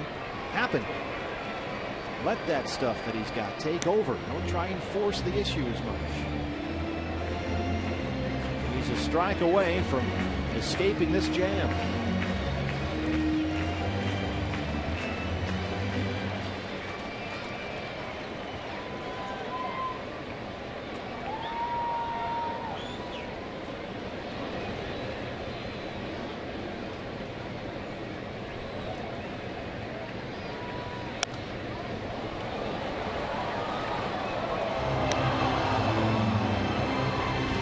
If the pitch count continues to rise, and you got to look toward the bullpen, the one guy that you think could give you some innings back there is Vidal Nuno, but he's pitched a lot lately, both for AAA Reno and here with the Diamondbacks. And so Chip told me before the ball game today that Nuno is not an option tonight. He is down, and so you're going to have to look somewhere else for some innings. That one's in the dirt, and Lynn is even 2-2. No Nuno. They'd like to stay away from Ramirez if they can. Other than that, everyone is available.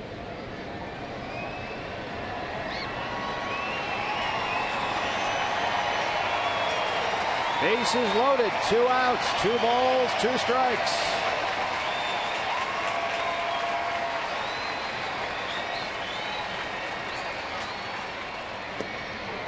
It's full.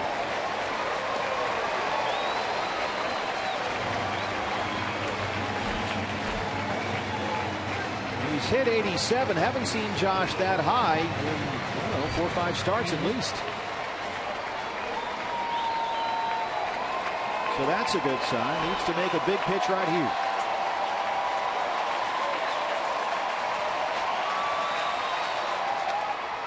Popped him up. Shallow center. A.J. Pollock is there, and Josh Colementor wiggles off a big hook. He leaves him loaded in the 4th. It's still 2-1.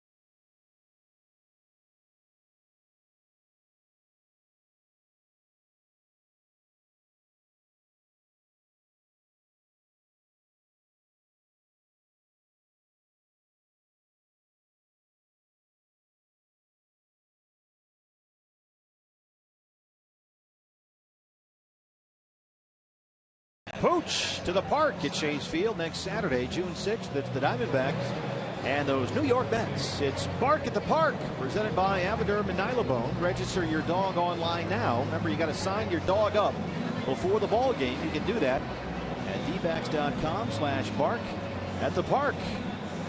My dogs are back, and Josh Colmenter will lead off the 5th inning. And you know, as much as Josh can hump it up there, high 80s, 88 miles an hour. We saw him 87 to Hayward, 88 to Lynn there. He really reached down into that tank and found some velocity that's normally not there. And he got out of a bases-loaded jam. And he leads off the 5th against Lance Lynn. There's strike 1. Josh, we've seen him frequently 83-ish this year. The velocity's been down from its usual 85, 86, but in that bottom of the 4th inning, up to 87 and 88 when he really had to have it.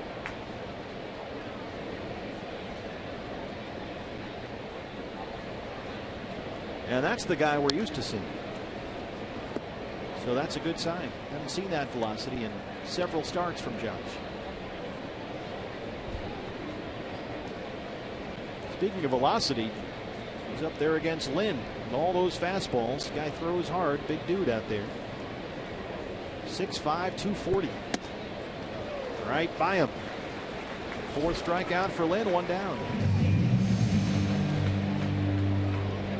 Well, Lance Lynn might be one of the more underrated pitchers in baseball in the last few years. He's a former 1st-round pick out of Ole Miss, or as they say in Starkville, that school up north. And has been a consistent double-digit winner in St. Louis, now in his 5th season in the big leagues. 118 games, was an all-star 3 years ago, 15 and 10 in each of the last 2 seasons, and over 200 innings in back-to-back years now. There's strike 1 to Ender Inciarte. If you grow up in Ohio, that school up north is the University of Michigan, where Mike Matheny went to school. Yeah, that gets pretty ugly there. It probably gets pretty ugly in the Matheny family. He's got a daughter that played ice hockey for Ohio State, or excuse me, the Ohio State University. That has to really eat up. Well, if you're going to have a wayward teenage daughter, having her be a hockey player in Michigan is probably good. There are a lot of other options that are less enticing for any dad. 1-2 now.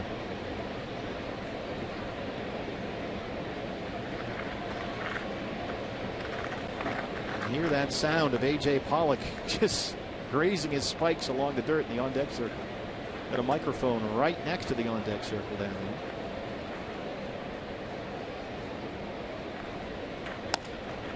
Bounce to second, Colton Wong.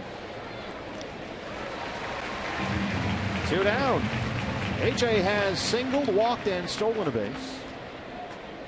And he is really rolling right now.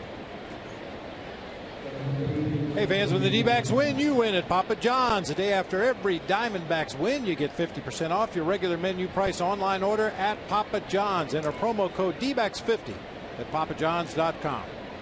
How about AJ? Last 9 games, counting tonight. 15 hits and 30 at bats, and he bunts for a base hit here. He's going to beat that out. Pollock's on board again. Wanted to see Diamondback hitters do a lot more of that. Inciarte, Pollock, Ahmed, and so far so good. That's how to do it. Yeah, bunted it right out near the end of the bat, which really deadened that ball. It rolled a couple of feet out in front of home plate and just died in the infield grass, forcing Lynn to come a long way to make the play. And with AJ's speed, you might as well just stick it in your pocket. And most importantly, it gives the Diamondbacks a 2-out base runner for hashtag Vote Goldie.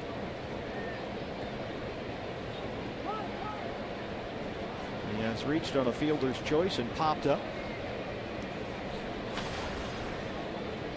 It's one of the reasons the Diamondbacks, not that it's his fault certainly, but lost the first 2 games here. All those guys stranded, not hitting with runners in scoring position. Goldie's had a fairly quiet series after that enormous weekend against the Cubs at Chase Field. And Goldie last night, 2 strikeouts, 2 walks, did not score a run. Monday was on base 3 times, couple of singles, a walk, but So looking for that big hit that does some damage. And we'll see if AJ may have provided him that opportunity here. Strike at the bottom of the zone right here. Goldie has taken a lot of hittable fastballs, but a lot of them were just like that, down at the bottom of the zone, maybe out on the knees. He hasn't really had a lot of elevated fastballs in the middle of the plate where he could really do some damage. Down, down, down again.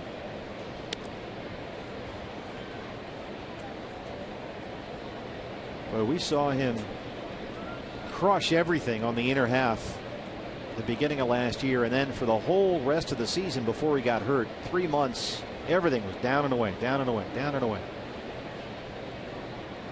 Just like that. 2-1. And the patience that it takes to lay off of those pitches, especially when you know your team needs you to provide some offensive thump. And you know Goldie would love to do that, but you got to stick with the program, trust the program. That's not a ball I can do much with, so I'm going to take it until I get to 2 strikes. Yeah, Lynn is getting a little wild here. This is how big innings start. This is how big hits are set up. You got a couple of harmless outs, a strikeout, an easy grounder. He's rolling along, 2 outs. Pollock bunts for a base hit. Suddenly he's behind on Goldie, 3-1. He's got the red-hot Tomas behind him. A nice 2-out chance here for the Diamondbacks, down 2-1 in the 5th. And sure enough, now it turns into 2 base runners for Tomas. 3rd walk tonight issued by Lance Lynn.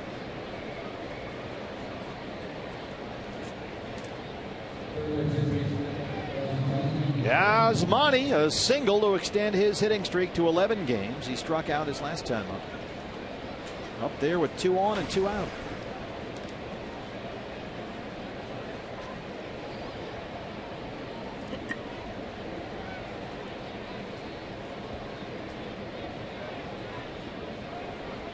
Pollock at second, Goldie at first. That was Goldie's 4th walk in this series.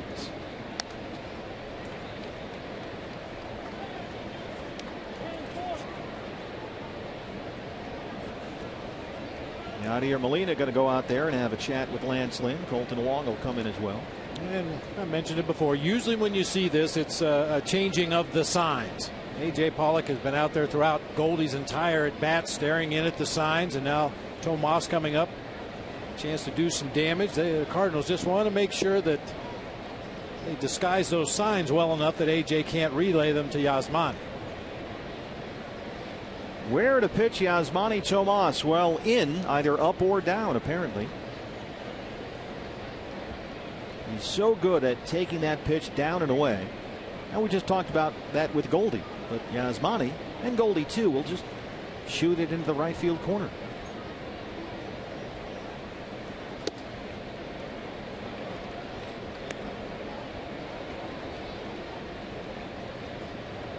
Boy, Lance Lynn cruised a 14-pitch first when he left the bases loaded, an 8-pitch second, but he has labored ever since.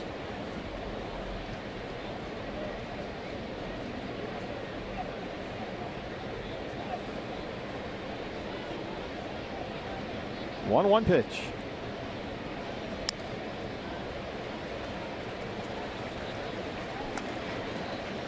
And this has been the recurring theme for the D-backs in this series. Stranding base runners, not getting that big hit with runners in scoring position. They've had their chances many times so far.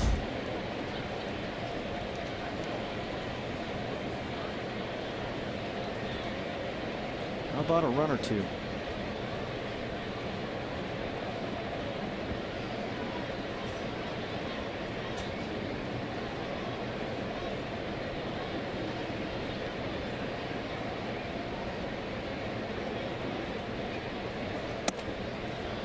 Good take there by Tomas, and he's back even, 2 balls and 2 strikes. Now look at Yadier Molina, had set up inside right underneath the hands of Yasmani Tomas, and then as Lynn began his delivery, Yadi jumped out to that outside corner.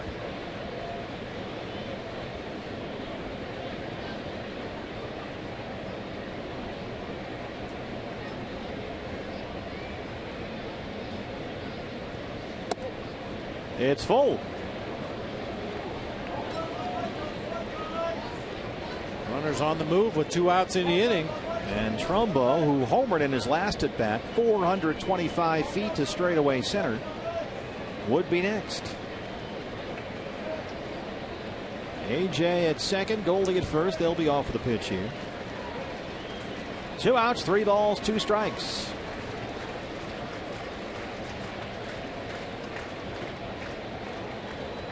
Lynn wants to be sure.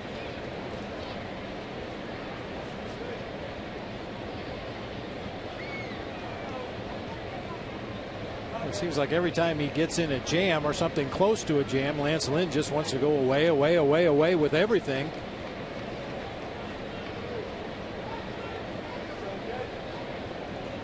This has got to change.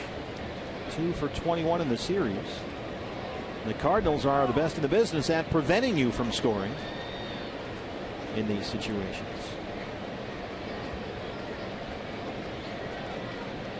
Diamondbacks had bases full in the first, could not get a run across. 3-2 pitch. There go the runners. Tomas will do it one more time.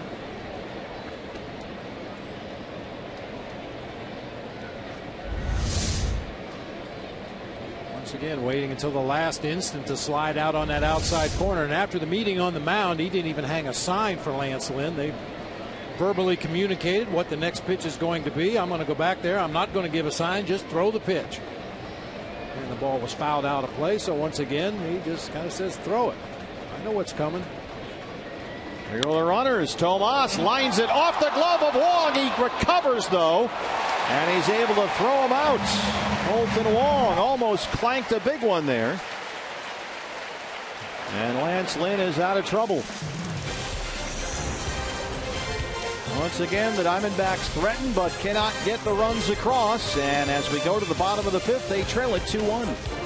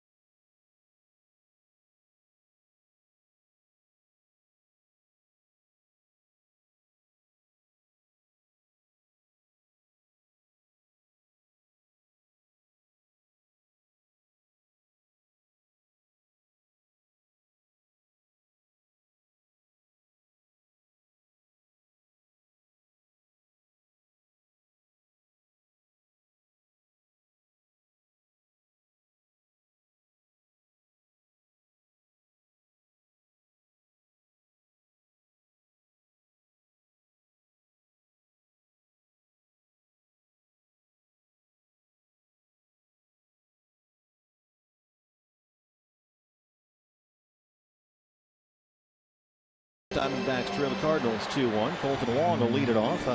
BB, we got to send out a big birthday shout out here to Irene Reese in Tucson. She is 96 today, and she does not miss a single Diamondbacks game on TV. She's a huge D-backs fan. So from all of us here at the Diamondbacks and Fox Sports Arizona, Irene, happy 96th.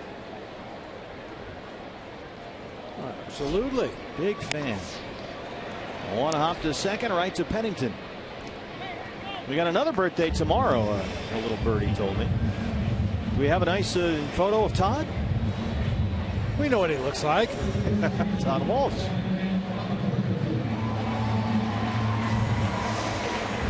Todd, you don't look 96. You look great.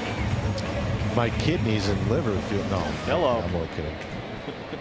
Yes, never mind. It's great to have an off day, though, in Milwaukee. I hope you guys will go curling with us. I'm sorry, what? You're having your hair curled. Yeah. Matt Carpenter. You going to put your head under one of those big blue things at the salon? I still see my mom doing that every Saturday.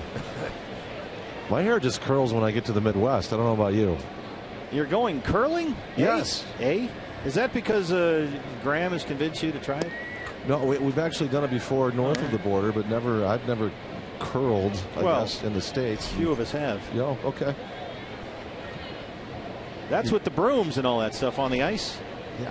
Yeah, I'm actually surprised there's still a sheet at this late date, but apparently in Milwaukee, that's how they do things. We've got some players that'll be taking part. Can't wait to see that. Diamondback curling.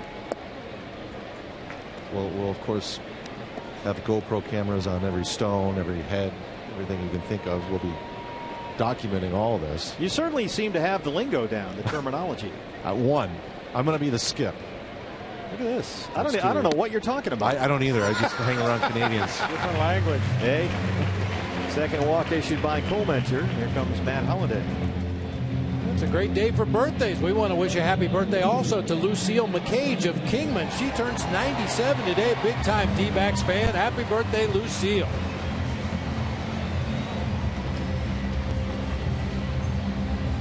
I know what all these people need for their birthdays. A win.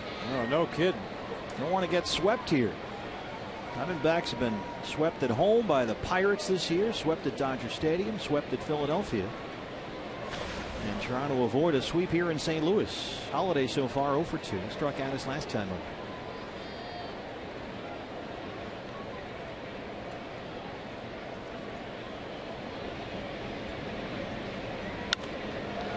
This is lifted in the air along the right field line, but it's drifting into the seats and out of play. Holiday 4 hits in the series. And he's got to reach base safely here to set a new Cardinal record. Right now he's tied with Pujols. Reaching base safely in 42 straight games to open up the year. But so far 0 for 2. Carpenter is the runner at first, 1 out. And there it is. Drops it into the gap in right center field. Carpenter is in at third, and a new record for Matt Holliday.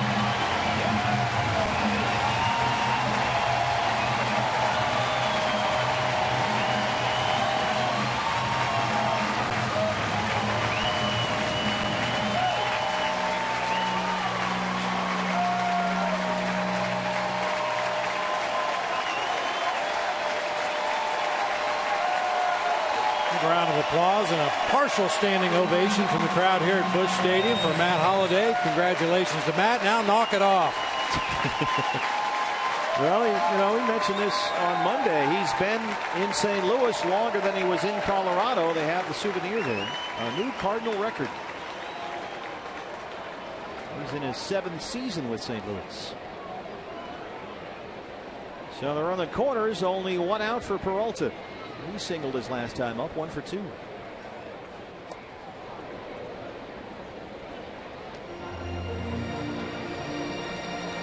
Peralta 5 for 10 in the series.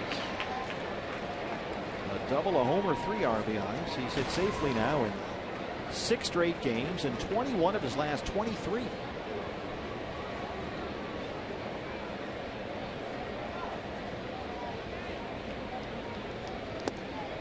Now the Cardinals were getting nothing offensively from the shortstop spot after 1 year of Pete Cosman there, so they decided they had to go get somebody. They ponied up $53 million for Peralta. Always an offensive first type player at the position. Randall Delgado throwing in the Diamondback bullpen. Colementer now over 90 pitches. And the acquisition so far has worked out. Peralta delivered. This is just his 2nd year in St. Louis. He's 32. He'll be 33 tomorrow, actually, speaking of birthdays. But this year, no National League shortstop has more home runs than Peralta. He's 2nd in the league in batting average and RBIs at the position. And only Brandon Crawford has a higher OPS. Right to Tomas. That's out number 2. Brings up Grichuk. Positioned perfectly there. Had to be, because that ball was hit like a bullet. Just dropped down to his right knee, made the catch of that sinking line drive. The youngster Randall Grichuk. Duffy Gozawish out to the mound now. Grichuk doubled his last time up, 1 for 2. A couple of hits last night, including a home. Had a big pinch hit single in the 8th inning Monday night. All this guy's done is hit. And he's only 23. He's got it up to 300 now. Carpenter is at third, Holiday at first, 2 outs.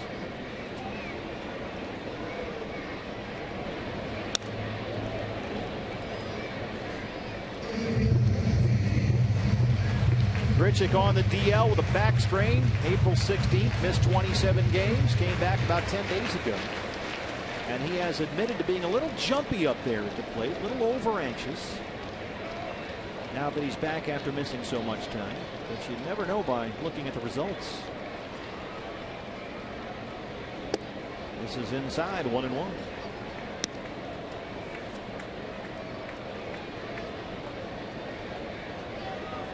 This is a young guy that can really barrel up a baseball.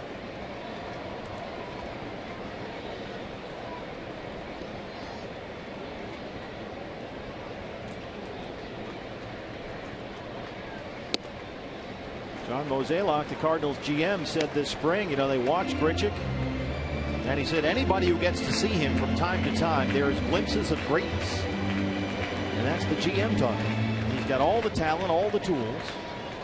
5 of them, in fact, and they're legit, Mozeliak says.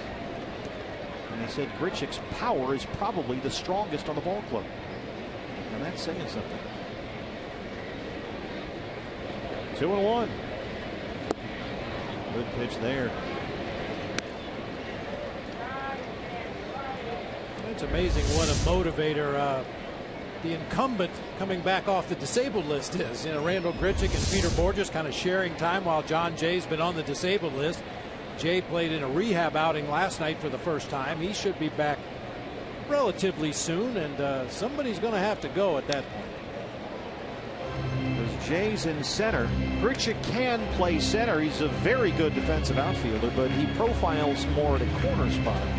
Holiday's not going anywhere. They're really down on Hayward here, at least the fans and the media. Well, they love this guy. And so you do the math. They know Hayward, who's a free agent at the end of this year, can walk away. So there's even though they traded Shelby Miller to get him, there's not a lot of emotional investment there, certainly. 2 balls, 2 strikes, 2 outs. Josh, who got out of a big jam in the 4th, trying to do it again here in the 5th. With Delgado warming up in the bullpen.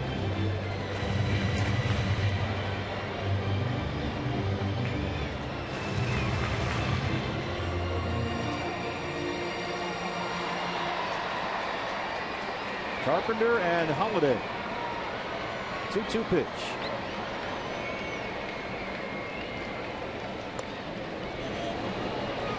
We had that interview with Josh that was done yesterday, talking about his keys to the game and what he's got to do here. That 32 pitch 4th.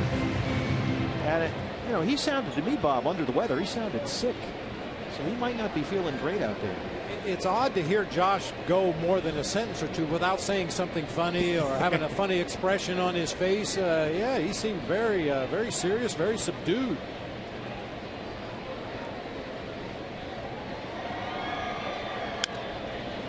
Having a hard time putting Grichuk away. 8th pitch of the at-bat coming up. Grichuk, 24th overall pick in the 1st round by the Angels back in 2009. The guy the Angels took with the next pick after Grichuk, another high school player, Mike Trout.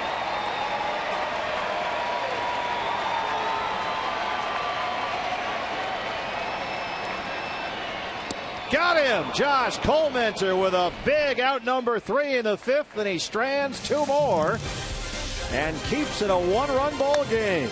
Here's what's next, brought to you by CenturyLink. Mark Trumbo, 425 to dead center his last time up. He'll lead off the 6th.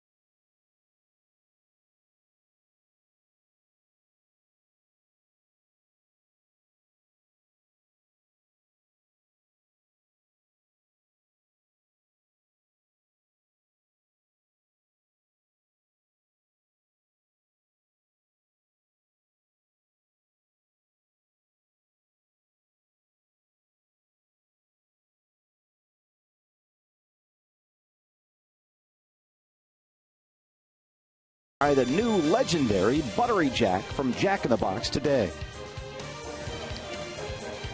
Diamondbacks trying to change their luck against these St. Louis Cardinals. D-backs have lost 8 of their last 9 versus the Redbirds and need a win here to avoid a sweep at Busch Stadium. They trail it 2-1 as we start the 6th, and Mark Trumbo leads it off against Big Lance Lynn. Mark is 8th home run of the year last time up. 425 feet. Way out of here to dead center. About 3/4 of the way up the hitter's background there behind Randall Grichuk. So it's Trumbo, Pennington, Gozawish, 5, 6, and 7 in the Arizona 6th.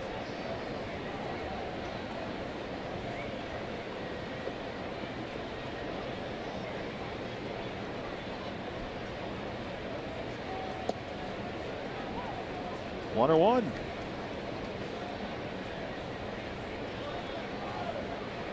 Mark, 6 home runs here in May, but he's hitting under .210 for the month. And that's after he hit nearly .320 in April. And this was Mark in the 4th to lead off the inning. Loves those pitches down in the zone. That's a big home run here, too. That's way out of here.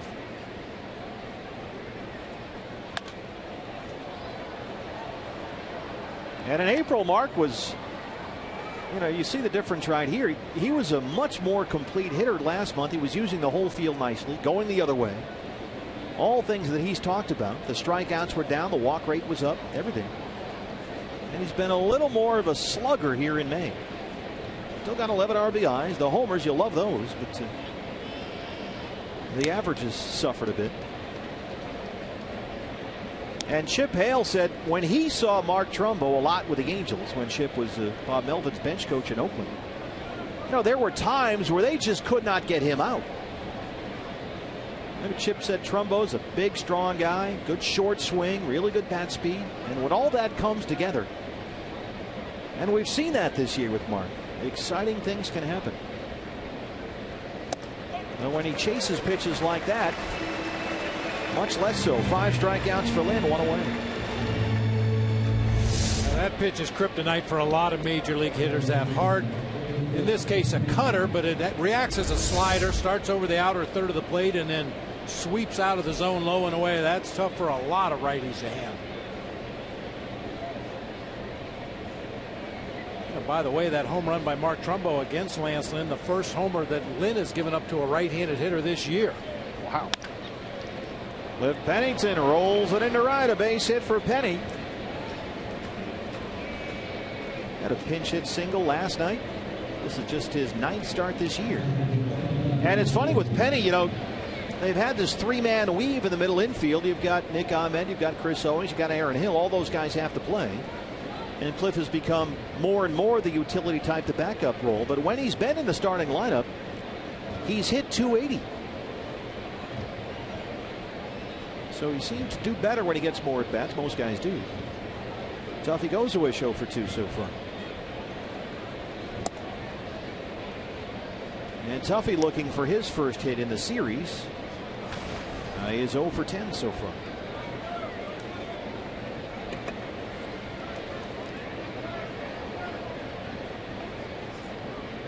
Pitcher spot starting to come back around again. Colementor over 100, so David Peralta starting to think about an at-bat.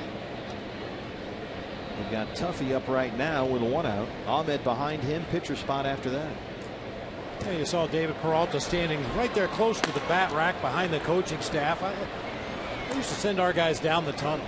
I didn't want the other manager to see a guy getting ready for a possible pinch hit appearance. Let him think that Josh Colementor is going to take the at bat. Josh has only given up 2 runs through 5 innings. It's not out of the ordinary that you'd let him hit for himself at this juncture of a ball game. So send that possible pinch hitter, you know, back to the cage where he's out of sight until you absolutely need him.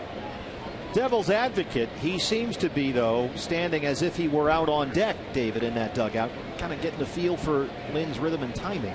Yeah, it could be. And the other side of the coin is to try to force that other manager into getting a relief pitcher up in the bullpen. If he sees pinch hitters lined up over there in the dugout, well, wait a minute, maybe I better get somebody going. In there for a strike, 1-1. This is a little gamesmanship. You can see David going through in the dugout his on-deck routine. Now he needs a moment here.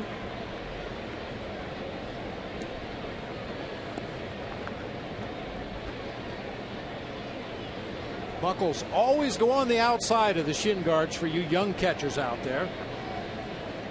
If you have those buckles on the inside, it's been known that you can actually hook them together as you're running. So you always put the buckles on the outside. Plus, it's easier to scuff the ball that way, too, isn't it? Yeah, that too. I've heard people do that. I've just heard. Yeah, just rumors. Yeah, you can just, you know, you got the ball in your hand, it's down there by your foot. You can just kind of scuff it up against that buckle on the ankle there. Well, it's been reported that some guys actually take a file and sharpen those buckles so that there's a real sharp edge there to put a cut in the baseball. There goes Penny. We'll keep him out of the double play. In fact, they're not. Yeah, they do get 1 out there. And he'll get the tag on Gozowish. And Tuffy is down, holding his left knee. Sweep tag there from Reynolds. And here comes Ken Crenshaw, the trainer, along with Chip Hale, Ryan DePanfilo as well. Gozowish is down. He stretched that left leg out to get the bag and apparently landed awkwardly. Penny beat the relay throw at second base, but right there Tuffy, in an effort to avoid the tag and stretch out for the base, got himself in an awkward position and obviously did something to that left leg. With that front leg, it's extended there for so long and then plants in front of the base. Planted that foot down really hard. And there's Ken Crenshaw with his back to you. Ryan DePanfilo, the assistant trainer.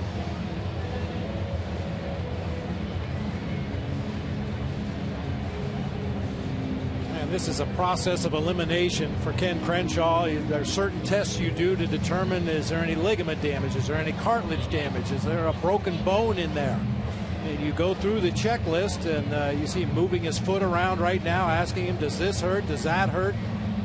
Narrowing it down and hopefully be able to identify exactly what the injury is. It's hard to measure how important that Tuffy Gozowish has been to the Diamondbacks defensively. He has been brilliant back there. Only Derek Norris and Francisco Cervelli have thrown out more attempted base stealers in the National League among catchers. He's second in the league in defensive runs saved. He gets along brilliantly with the pitching staff, manages that, and he will limp off the field here in St. Louis.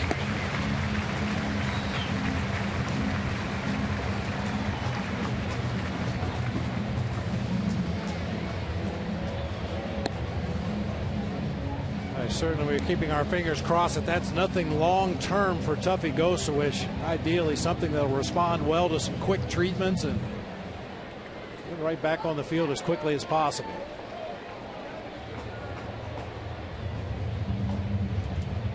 Well, Todd Walsh is down there, and as soon as Todd can have access to the clubhouse, that'll be priority one. Find out how Tuffy is doing.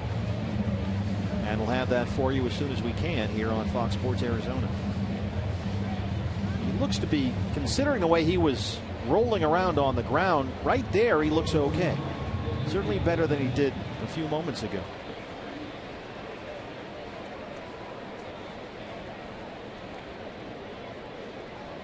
So Cliff Pennington is in there at second now. One more look. And certainly somebody who can understand what Tuffy's going through right now. Yadier Molina pats him on the backside as he walked by, telling him hang in there. It's that fraternity, regardless of which team you play for. Everybody that puts on that gear is part of a fraternity. 2 outs for Nick Ahmed.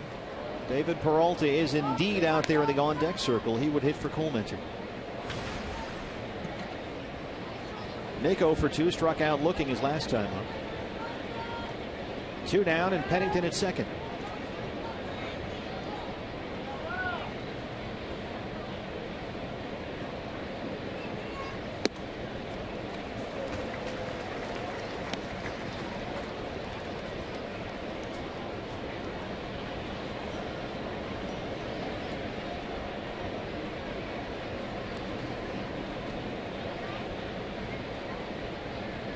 Diamondbacks, runners in scoring position tonight.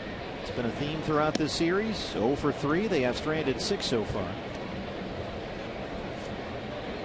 And if he can get a run across right here, take Josh Colementor off the hook.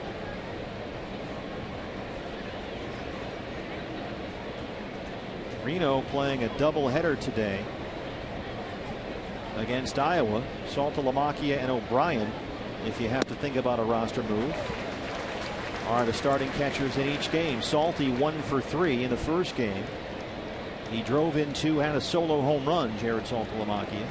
Peter O'Brien is catching game 2 for Reno, and he is 0 for 2 so far at the plate. So, if needed, there is some depth there in the minors. But hopefully it's not necessary. We'll check on Tuffy as soon as we can and pass that along to you. 2-2 to Nick Ahmed. It's full.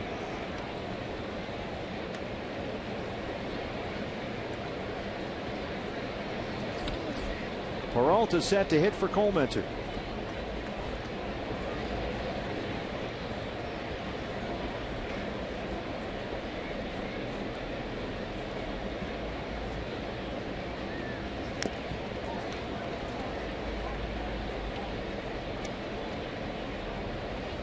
I know there's 2 outs in the inning here, but David Peralta in the on-deck circle and then Ender Inciarte in the leadoff spot, back-to-back lefties. And much like last night's ball game, Mike Matheny doesn't have a lefty warming up in the bullpen. He's got 2 left-handers, including a specialist in Randy Choate.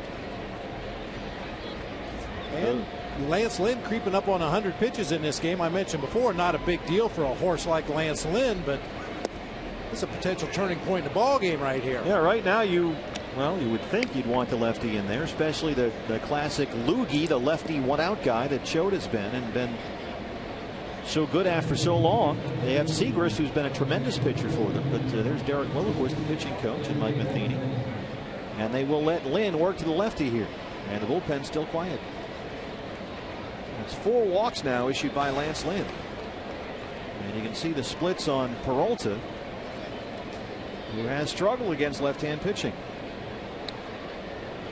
But he's in there against the right-hander Lynn. Pennington is at second, and Ahmed at first. Kind of like he broke his bat. That's going to drop in front of Hayward, and it does. Here comes Pennington. It gets behind him, and they'll wave Ahmed as well. The throw is cut off, and the Diamondbacks get a huge break there. And they take a 3-2 lead. Jason Hayward, many folks will tell you, is the best defensive outfielder in all of baseball. He's been a multiple Gold Glove winner, but he's had a very dicey series out there in right field. Yeah, he has been a good defender in the past, but not in this series. Kind of misjudged that ball, tried to come in at the last minute, fielded on a short hop and unleash a throw to home plate, just played it off his body into foul territory. A little broken bat bloop off the bat of Peralta turns into a 2-run base hit. It scored a single and an RBI. E9 allows Ahmed to score and Peralta to get into second. And now here's Ender Inciarte. And you know that's just got to drive Lance Lynn nuts.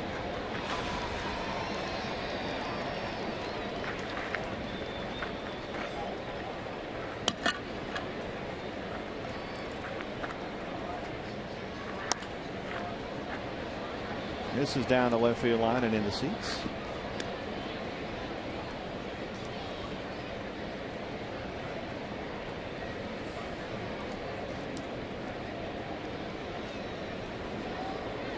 Ender 0 for 3 so far. But with 2 outs and runners in scoring position, batting over .310. Peralta's at second, 2 outs.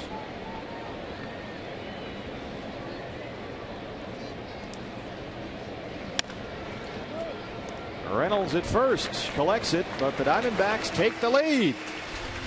With some help from Jason Hayward, David Peralta sends 2 Diamondback runners home. Bottom of 6 coming up in St. Louis, and it's 3-2 D-backs.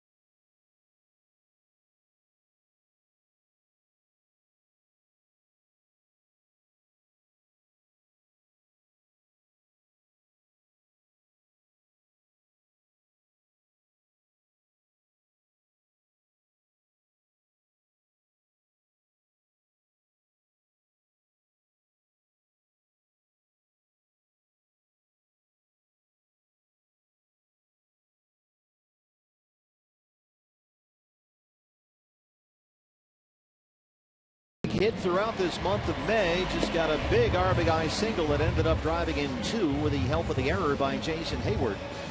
And the Diamondbacks have a 3-2 lead. New battery for Arizona. Randall Delgado, his 19th appearance of the year, takes over for Colementor after Peralta pinch hit for the Diamondback starter. And with Tuffy Gozawish suffering the injury, Jordan Pacheco takes over behind the plate. Keep in mind, they're down to their final catcher here. Cliff Pennington is the emergency catcher, and he started the ball game at second base. They do have Aaron Hill and Chris Owings on the bench.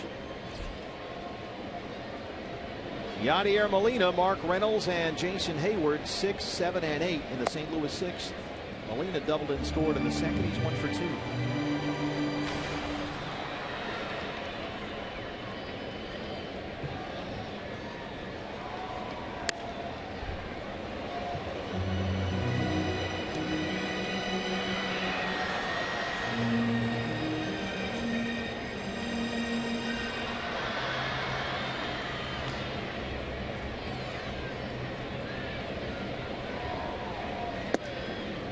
First thing I thought of, Bob, when Tuffy went down like that was Cody Ross.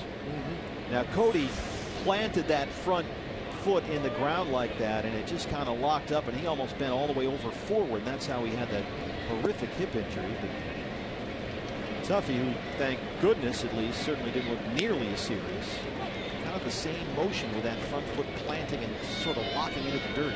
And you just hope the nature of his position. He obviously has to have very strong yet very flexible legs. Hopefully that will allow him to withstand whatever damage was done and make it a very short time out of the lineup. I mean, there could be no more demoralizing and debilitating injury than a guy that's a starting catcher, an everyday catcher.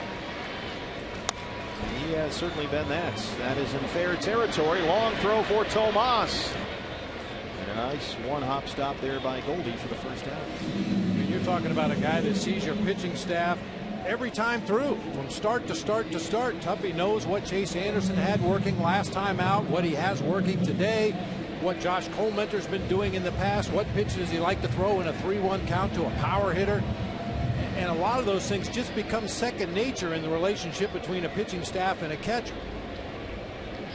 Mark Reynolds has been aboard twice, an RBI single in the second. He walked his last time up to the fourth.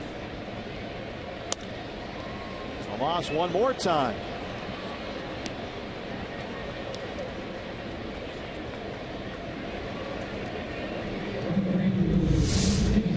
Tomas has developed a habit of going down to the ground on just about every play. Now, most of them have worked out to his and the Diamondbacks' favor, but I think the next step in his development as a defender down there at the hot corner is to stay on his feet a little bit more. And he will move over to the second base position as they put the shift on for Jason Hayward.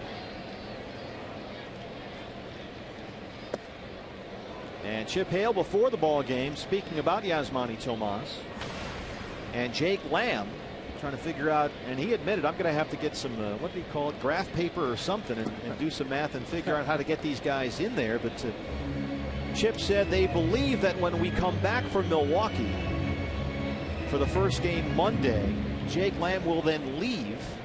He's in extended spring right now. He'll leave and go to one affiliate. They're not sure which one right now, and get some minor league at bats. And then hopefully after 4 or 5 days of that, he'll rejoin the ball club, preferably by the time we start the next road trip. And as we know, Tomas's bat, the way he's hitting, he's going to be in there, and it's going to get crowded.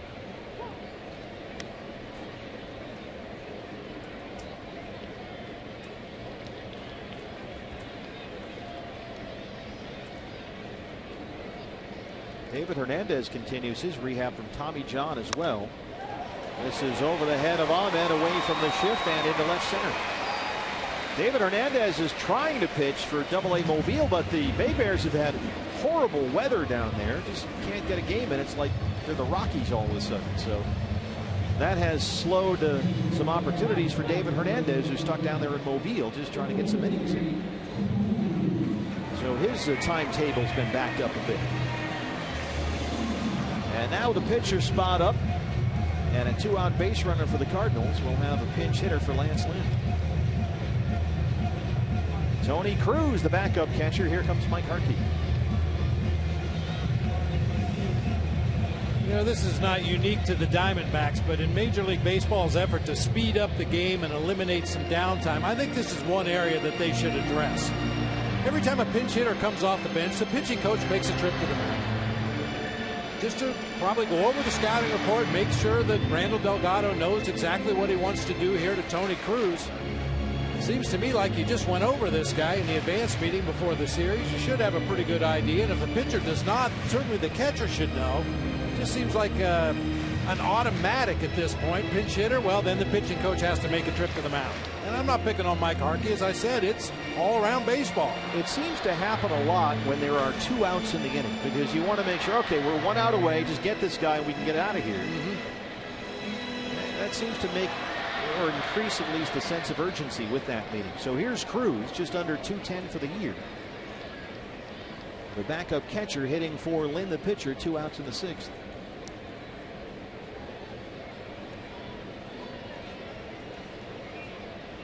And Cruz's playing time, look, when you're the backup catcher in St. Louis, I mean, bring a magazine or something. You're the Maytag repairman. Yeah, he knows his role here. And he has stayed, in terms of the playing time, remarkably consistent the last 3 years, with Molina out there all the time. In fact, Last 3 seasons, Cruz has played 51, 51, and 50 games. Hayward a perfect 5 for 5 in a stolen base attempt this year. And a lot of those games were coming in to pick up for Yadi or Molina in a blowout game one way or the other, just to get Yadi out of there, save him a few innings.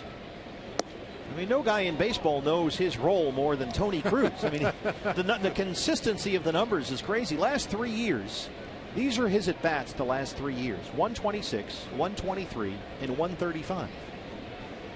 He knows his role. And he knows how much he's going to play and basically how often.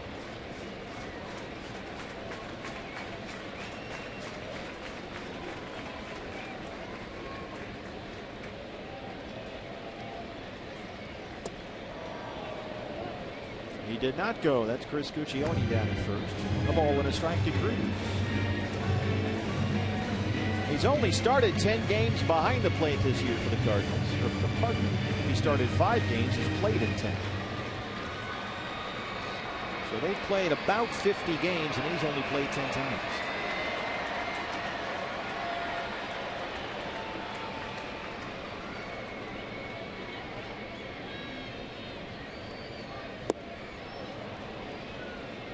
One and two.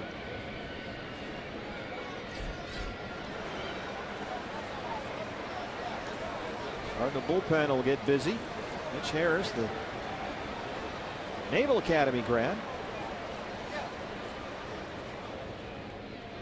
Talked a lot about him Monday at Memorial Day.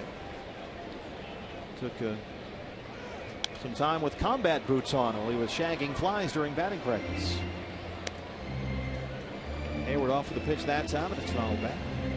And we should point out that with Big Matt Adams going on the disabled list, the Cardinals called up Ed Easley, who can catch. So that's why Mike Matheny feels comfortable using Tony Cruz to pinch hit in this situation, even though he's the backup catcher. He's got a third catcher available today. Yeah, Ed Easley, the longtime Diamondback farmhand, former first-round pick by the D-backs, who has still never appeared in a major league game. Just called up from AAA Memphis today when Matt Adams went on the DL with that quad strain.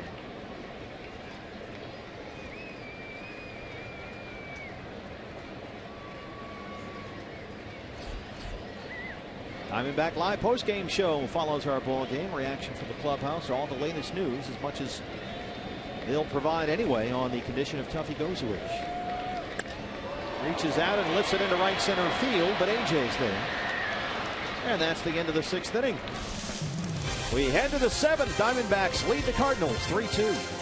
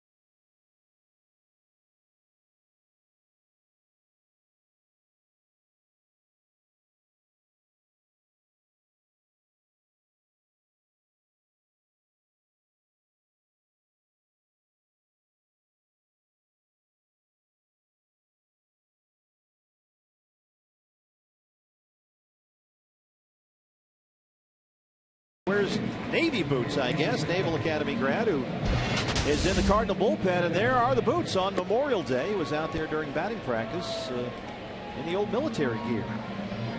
Seems appropriate. And he's out there to start the 7th inning on in relief of Lance Lynn. Those shoes will probably work a little better for this.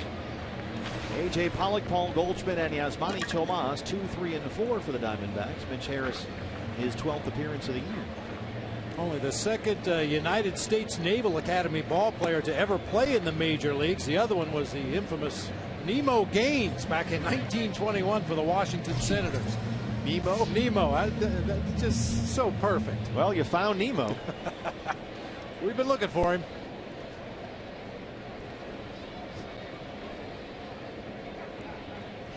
A.J. Pollock has been up 3 times, and he's reached base safely 3 times. 2 singles and a walk. He's got a stolen base. Well, he is just red hot, A.J. Had a bunt single his last at bat. 16 for his last 31. Right to Carpenter at third.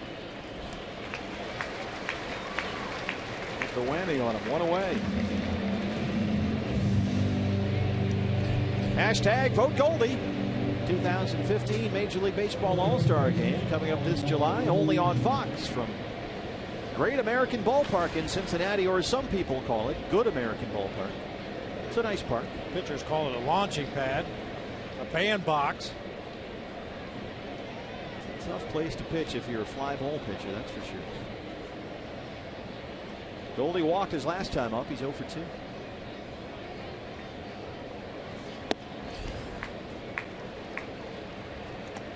Harris can bring it up there, mid-90s. That one tailed back in out over the plate. Throw that one more time. Breaking ball misses, 1-1. Goldie an All-Star last year, 2nd year in a row. First ballot results are in on the All-Star voting, and Goldie right now is 3rd among National League first basemen, behind Gonzalez and Rizzo. Last year, the push was on, and hashtag vote Goldie ended up with nearly 2 million more votes than Adrian Gonzalez, and was the well-deserved All-Star starter. 95-mile-an-hour fastball from Harris, but that misses, and it's 3-1. Once again, just trying to stay away from Goldie, preferably down and away.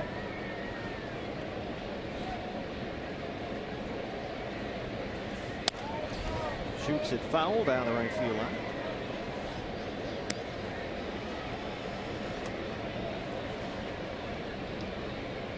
You ever been to the Naval Academy? It's great down there. No, I have not. It's beautiful. Annapolis, water down there. There's great sort of old downtown area right near the campus. Very cool place to go visit.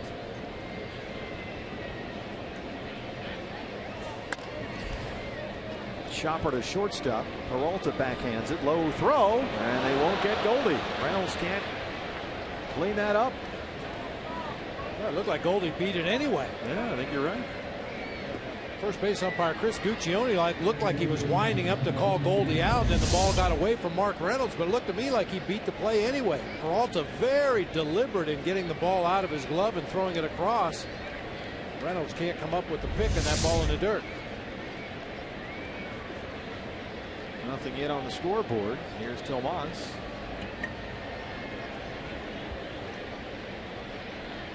Tomas' single his first time up. His hit streak is now at 11 games. They rule out a base hit for Paul Goldschmidt. Big swing and a miss. So Goldie, a 1-out single. Tomas 1 for 3.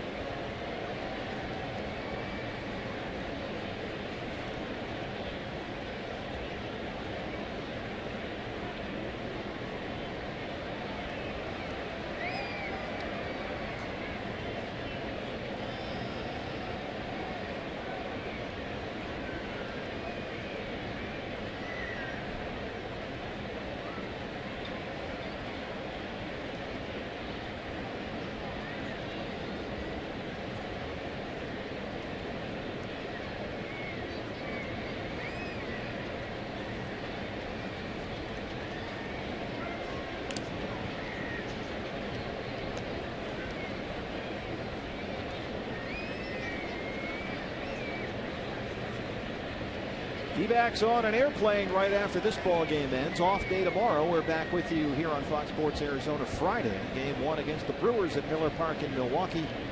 Ruby De La Rosa and Jimmy Nelson. Saturday's game is on Fox Sports 1.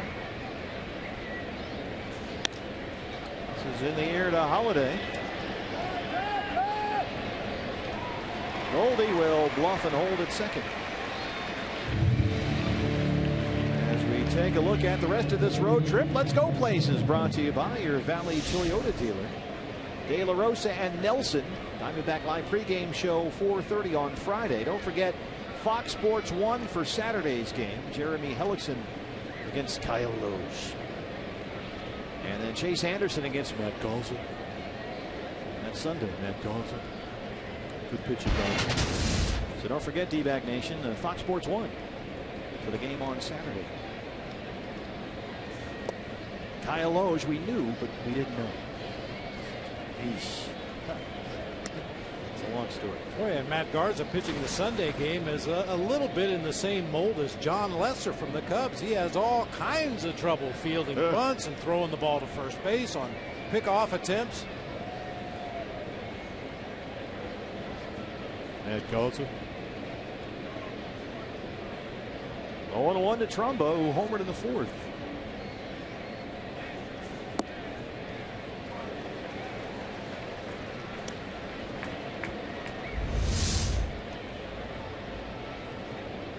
Down there where Mark likes it. We've talked about it at length recently. The power comes on pitches down low in the zone. Showed an ability to get on top of high fastballs early in the season. You mentioned the average was much better in the first month of the season, although the power numbers were down, but it seemed like everybody was pitching him up early in the season. And almost 320 in April. He's under 210 here in May. Lays off the 0-2 there, and 96 from Harris, and it's 1-2.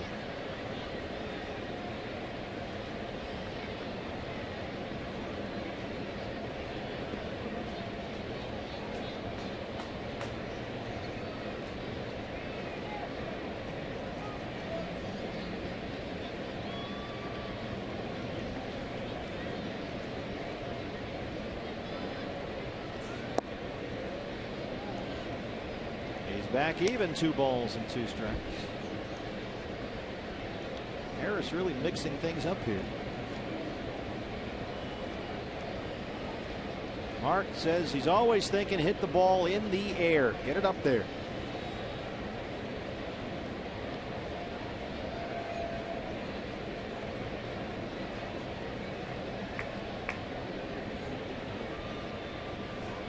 Ooh, they had Goldie tap dancing toward the bag at second base. He started that run. Just a couple of little crow hops over toward the second base bag. They had him going the wrong way that time. Yeah, Mike Matheny up on the top step of that first base dugout while they wait for their video coordinator to take a look. Yeah, fortunately, a high throw from Harris to Reynolds. Had a long way to bring that tag down, and Goldie was able to get in underneath. Laugh about it now, but that was a little too close for comfort.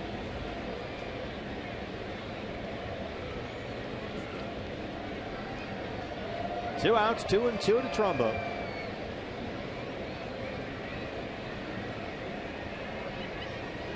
Goldie holds it first, and Trumbo looks at ball 3.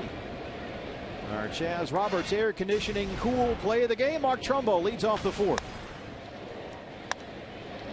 425 feet to deep center. His 8th of the year. That's our Chaz Roberts air conditioning cool play of the game.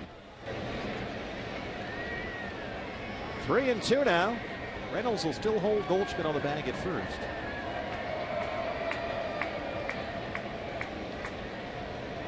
Goldie takes off, and Trumbo looks at ball 4. So a pair now of 2-out base runners for Cliff Pennington.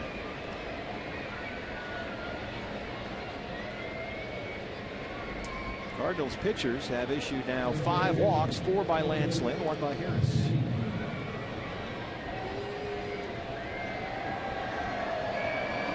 In fact, so far, St. Louis has only had 1 clean 1-2-3 inning. That was when Lynn retired Tuffy, Ahmed, and Colementor in the top of the 2nd. Pennington singled and scored his last time up, 1 for 3.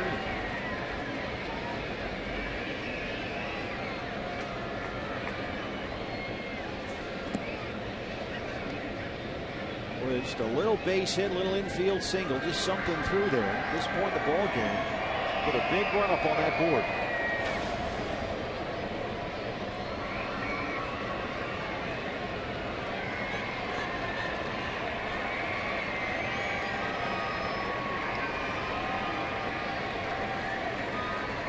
Looks like Andrew Chafin is ready down there in the Diamondback bullpen. Lifts skies one to left center field. Grichuk ranging way over there. Now Holiday comes over and takes it. And Harris strands 2. We stretch here at Busch Stadium. 3-2 Diamondbacks.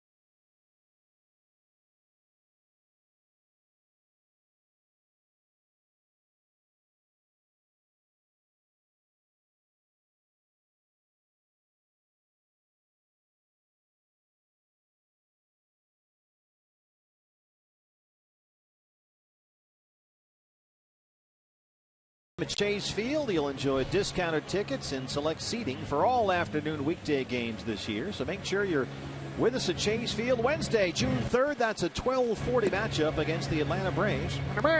Get your tickets now at dbacks.com/matinee. Well, we thought from our vantage point that maybe Andrew Chafin was warming up down there in the Diamondback bullpen. Turned out to be another lefty. It's Oliver Perez, and he'll work to the top of the Cardinal order here in the bottom of the 7th with a 1-run lead. Back-to-back lefties to start the inning for the Cardinals. Colton Wong at the top of the order, followed by Matt Carpenter, and then you've got some right-handed thunder, so I would assume Diamondbacks will have a righty going into bullpen as Perez begins his work here. Yeah, he's already down there throwing. Colton Wong, Matt Carpenter, and then Matt Holliday. Wong, first pitch he saw, first pitch of the ball game from Josh Colmenter. He took him deep for his 6th homer.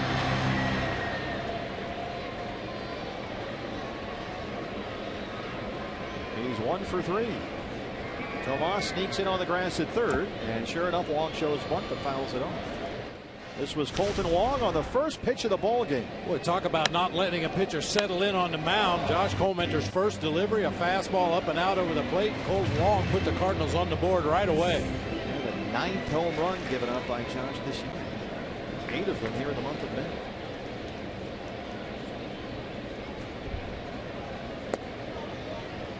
And Wong is having a big year, all-star caliber player. In fact, Wong and the next 2 guys coming up after him, Carpenter and Holliday, all in the top 10 in the National League in hitting.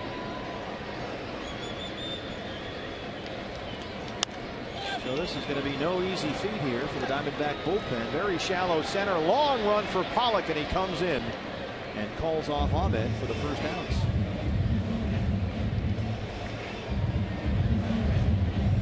That'll bring up Carpenter, who walked his last time up. He's 0 for 2.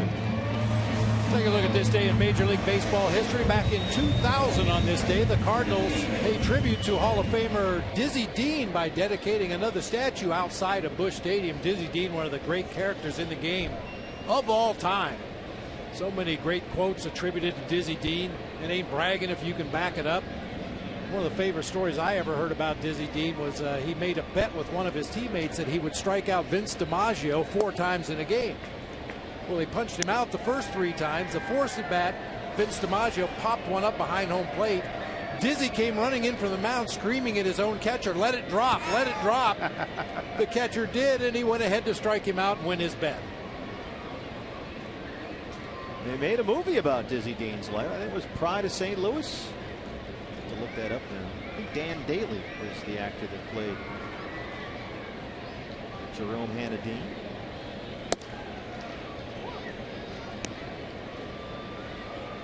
Dizzy and Daffy, they were a great 1-2 combo at Old Sportsman's Park for a while. Yeah, at that time, the Cardinals were the westernmost and southernmost team in Major League Baseball. They were kind of America's team at that time. Everybody west of the Mississippi was a Cardinal fan. Yeah, this was the westernmost outpost of Major League Baseball. Yeah, Pride of St. Louis, 1952. The story of Jerome Dizzy Dean, as portrayed by actor Dan Bailey. Finished up with the Cubs. That was one of those great baseball movies. You'd come home from school as a kid, it'd be on the UHF station, black and white. Watch it over and over. 1-2 on Carpenter. Got him inside. Called strike 3. Eric Cooper rings him up. Well, you'll take that location from Ollie every time. Just does nip that inside corner of the plate. Well, they've had right-hand action down there in the Diamondback bullpen. You got the right-hander Holiday coming up. Peralta behind him. Grichuk, the whole thing. Molina. J.C. Ramirez has been warming. Chip told us before the game today he'd like not to use Ramirez if he could get away with it. He's going to try to do just that here. But it's a 1-run game in the 7th and a dangerous hitter up there in Holiday. Ramirez, who, don't forget, gave up the walk-off homer in the 10th inning against Peralta here Monday night. Peralta's on deck.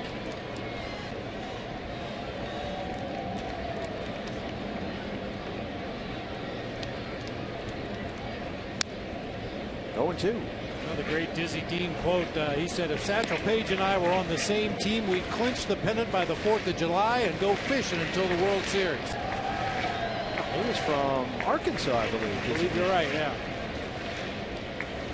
Outdoors, hunting and fishing all the time. Imagine playing here in St. Louis through the summer, those big, heavy wool uniforms they wore. Holy cow. 0-2 on Holiday.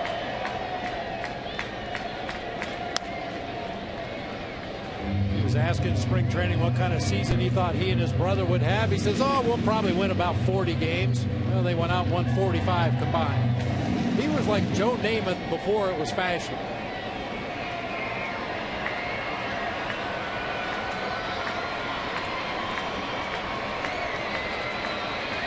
Change up grip there by Ollie Perez. And then changes or not once he gets into his glove. Dizzy Dean, 1934, went 30-7 and threw 311 innings. 1935, won 28 games, threw 325 innings. How about that? 30 wins, 311 innings, a 2.66 ERA. Pretty good. 1-2. Get the call there, and it's even 2 balls and 2 strikes. And believe it or not, after he won the 28 games in 1935, he got a pay cut because Branch Rickey said he should have won more. He didn't win 30. Thanks to the reserve clause, you just had to take what you could get. 2-2 pitch. Just inside, and it's full. He was facing a rookie making his first major league at bat, and he walked off the mound and said, "Son, what kind of pitch would you like to miss?" I would have liked to play with him. No, I didn't. The guy's in the truck. No, I didn't, but I would have liked to. 3 balls, 2 strikes, 2 outs. Here it is. The full Tiante, and it's fouled back to the screen. You saw Ollie kind of go, "Oh, not again." His reaction after Holiday just got a piece of that to foul it off. He gave him the full Louis Tiant that time.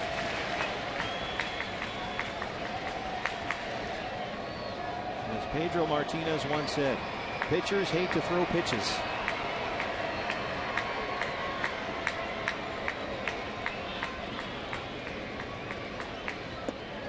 Got him! Another called strike 3 by Eric Cooper behind the plates. That just caught the corner, he's telling Matt Holliday. And Ali Perez gets the top of the order, 1-2-3 with 2 strikeouts, and he keeps it a 3-2 Diamondback lead.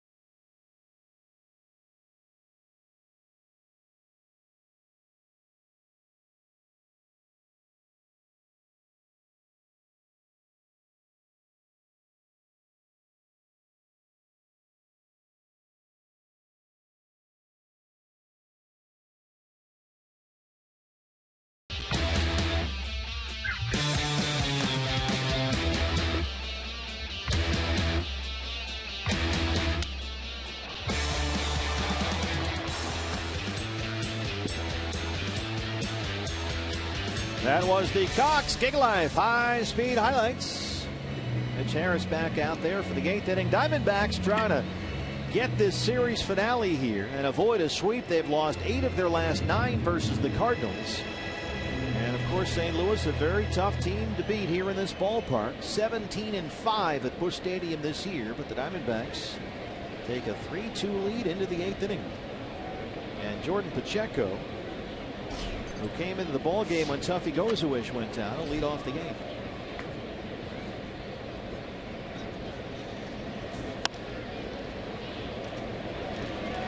Little flare out to right center field. Grichuk is there. If you're just joining us, this is what happened to Tuffy Gozawish, trying to beat out a ground ball in the 6th inning.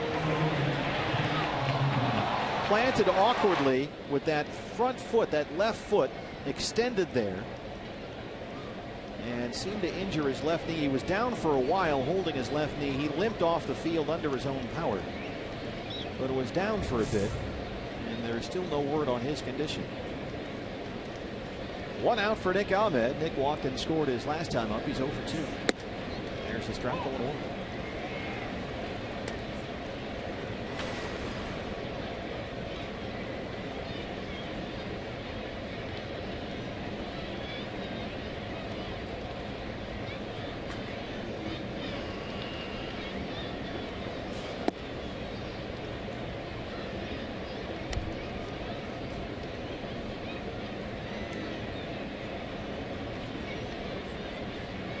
Jordan will put the gear back on.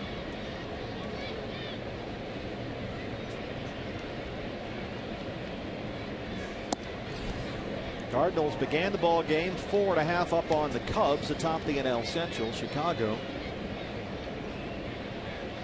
hosting Washington, and the Nationals leading at Wrigley Field 3-0 in the ninth.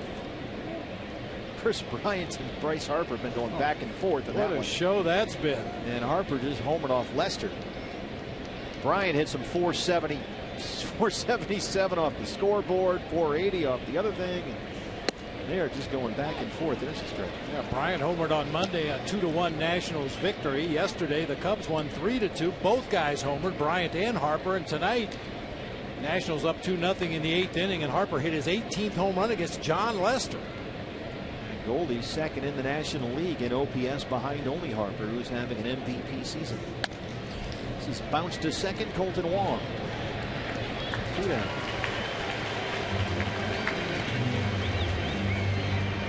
FoxSportsArizona.com, all your online local sports coverage you won't find anywhere else. You'll get reaction from the Diamondback clubhouse. Tony La Russa back in town, reflects on his return to St. Louis. And the Honey Badger at Cardinals training camp. That's the Arizona Football Cardinals. Says he is 100% good to go. All that and more. FoxSportsArizona.com. Aaron Hill will hit for the pitcher, Oliver Perez. Aaron at 250 on the year, 3 homers. He is 3 for 8 as a pinch hitter this year. And he was in the starting lineup last night, 1 for 4, couple of strikeouts.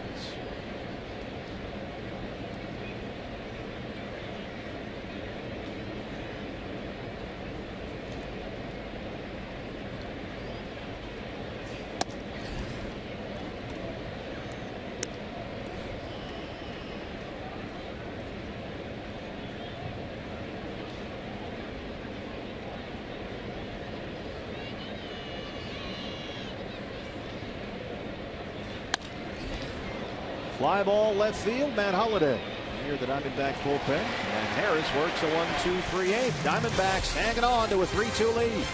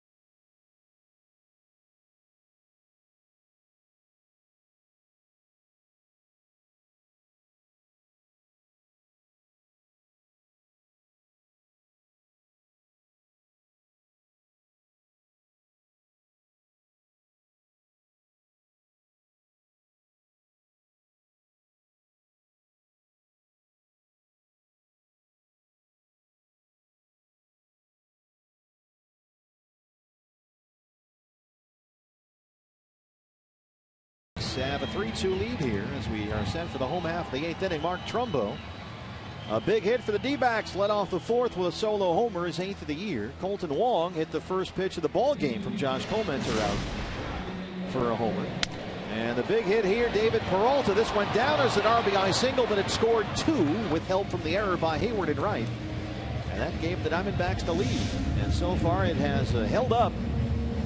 Randall Delgado, Oliver Perez had 2 strikeouts in a 1-2-3 seventh, and now J.C. Ramirez is on to open up the 8th inning.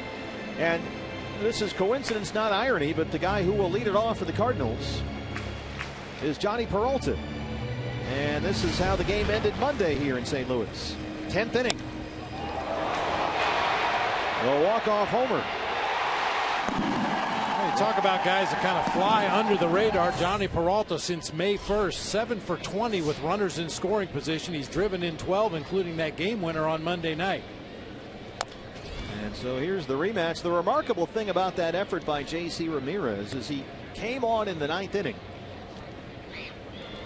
after the first two had reached against Enrique Burgos, a couple of singles, and he struck out in a row with 2 on and no outs. Carpenter, Holiday, and Adams, 1-2-3 to win the inning and the threat. But then Peralta led off the 10th with that solo homer.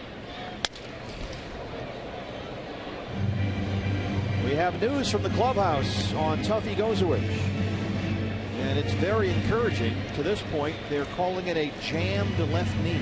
Oh, that is good news, all things considered. Tuffy Gozowich, a jammed left knee, and usually in these cases you need to let swelling or whatever down soreness just kind of subside, and then they can get a more involved diagnosis. But so far so good on Tuffy.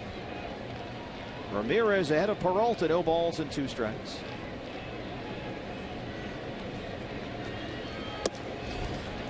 Peralta's got 5 hits in the series. He's driven in 3, and he's got a 6-game hitting streak.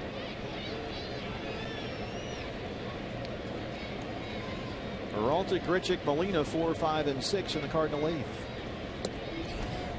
There's also news from the minor leagues, which is encouraging. AA Mobile playing at Tennessee tonight. David Hernandez continues his rehab from Tommy John. David pitched 1 inning for the Bay Bears and had 2 strikeouts. 1 scoreless inning with 2 Ks. So help is on the way, Mike Harkey. 2-2.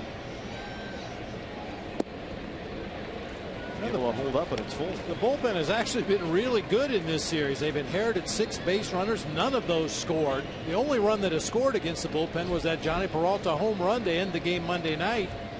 In 9 1/3, they've given up 9 hits, struck out 12, and only walked 1 in this series.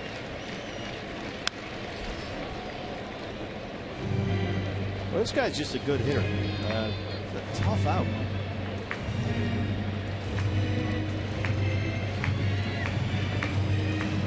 Second among National League shortstops in batting average.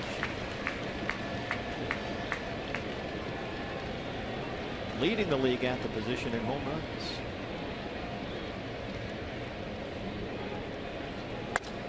And he drives one to left. Inciarte has room. Go downstairs to Todd.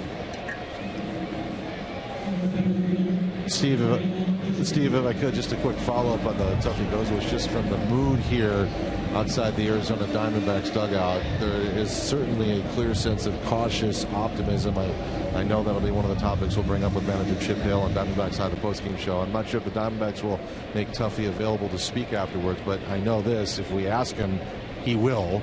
So we'll effort that as well. Thank you, Todd. Get reaction from the clubhouse on the Diamondback Live postgame show right after the ball game here. Be careful with this kid. Randall Grichuk doubled in the 4th. He's 1 for 3.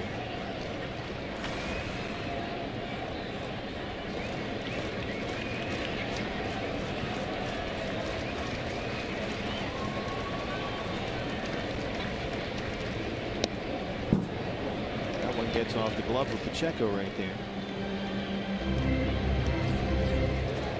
Diamondback Live post game right after the ball game.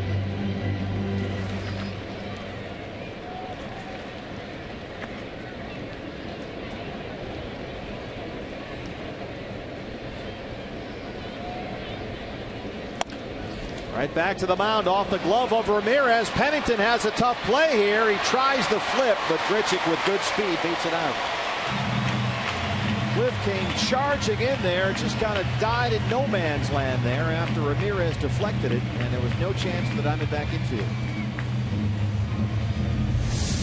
Cliff did everything he could do on this ball as it's deflected by Ramirez, changed the direction somewhat, so now Penny, that's just a do or die. Try to shovel it on the Goldie, hope you get it there in time, but Grichuk runs way too well. And keep that in mind. He's the tying run at first with 1 out for Molina. Doubled and scored in the second. He's 1 for 3. The bullpen gets busy. Schoen the lefty, Rosenthal the righty. Rosenthal pitched the other night, was hitting 100, which is nothing new for him. So here's Molina, 1 on, 1 out.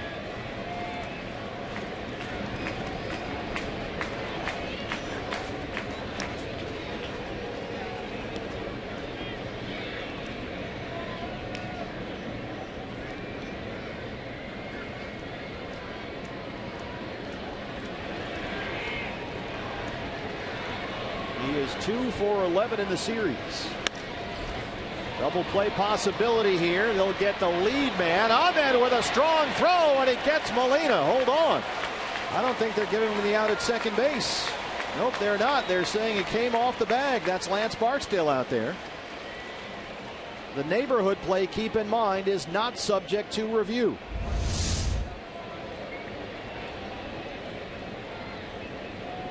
It's a pretty good call, actually. Whether or not you want to give it to him, just because they always have, but he's not near the bag when he gets the ball. Here comes Chip Hale. Now keep in mind, Major League Baseball considers this a safety issue, and that's why it is not subject to replay review. But it was pretty clear there, and that's what Lance Barksdale, I'm sure, saw, that Ahmed was not on the bag with the ball. Now, right foot clearly came off the base right there. The throw was a little high and to Nick's left. I think if that throw would have been right on his chest above the bag, even if he comes off then, they probably get that call at second base. But anytime the throw is somewhat offline or high or low, they want to see that shortstop make contact with the base. It was hit very slowly to Pennington at second. Ahmed knew he was really going to have to gun it, even to get Molina running up the first base line. Here comes Mike Harkey now. They do get the out at first, but Grichuk is in safely at second, and Reynolds will be the hitter with 2 outs.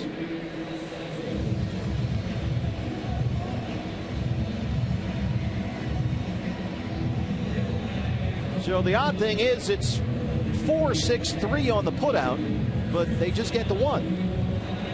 And Grichuk is safe at second.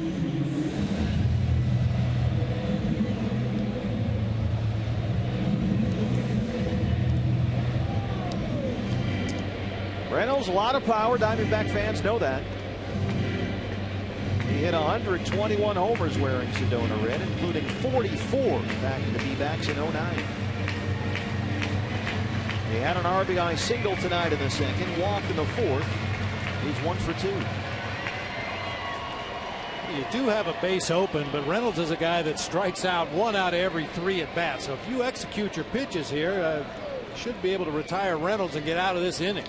Tying run at second base, 2 outs. Ball 1.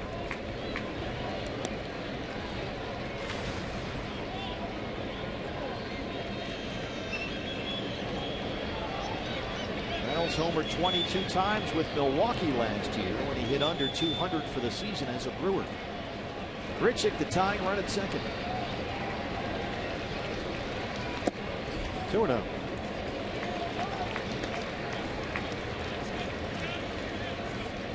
This is a situation that Reynolds wouldn't normally find himself, because he's part of that platoon, the righty-lefty at first base. With Matt Adams, this would be Adams at bat against the right-hander, but Adams is on the DL, and they said today with that quad tear he'll be out at least 3 to 4 months.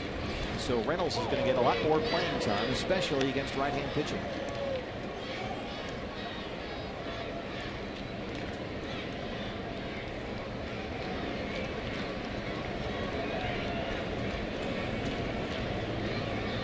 Hayward would be next.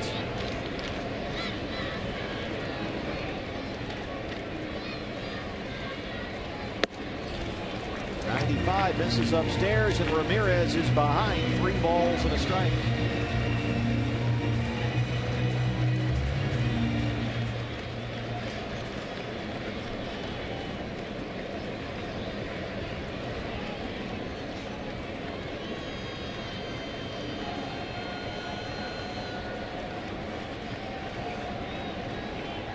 Brad Ziegler looks ready in the Diamondback bullpen.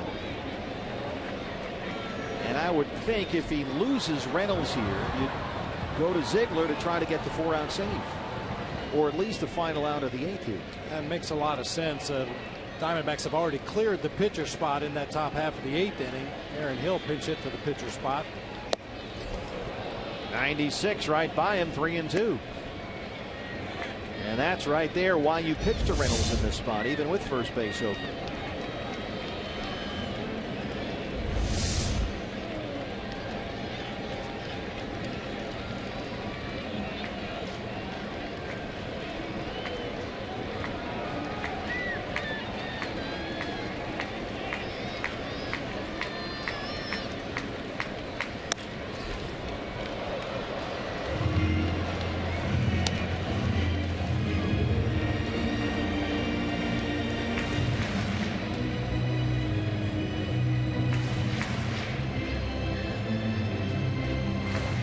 That's about as clean a bat as you'll ever see in the major leagues. Not a spot of pine tar on it. Pristine. Just came out of the wrapper. 3 balls, 2 strikes, 2 outs. He'll keep Richard close down there. Shift is on. Goldie all by himself on the first base side. 3 Diamondback infielders on the left-hand side. Pollock in center, shaded over toward right just a bit. A lot of room in left center field for Reynolds. 3-2 pitch. Lifts it in the air, very short right. Goldie drifting out, Trumbo coming in. And J.C. Ramirez strands the runner. The Diamondbacks bullpen has been terrific tonight. They keep it a 3-2 ball game.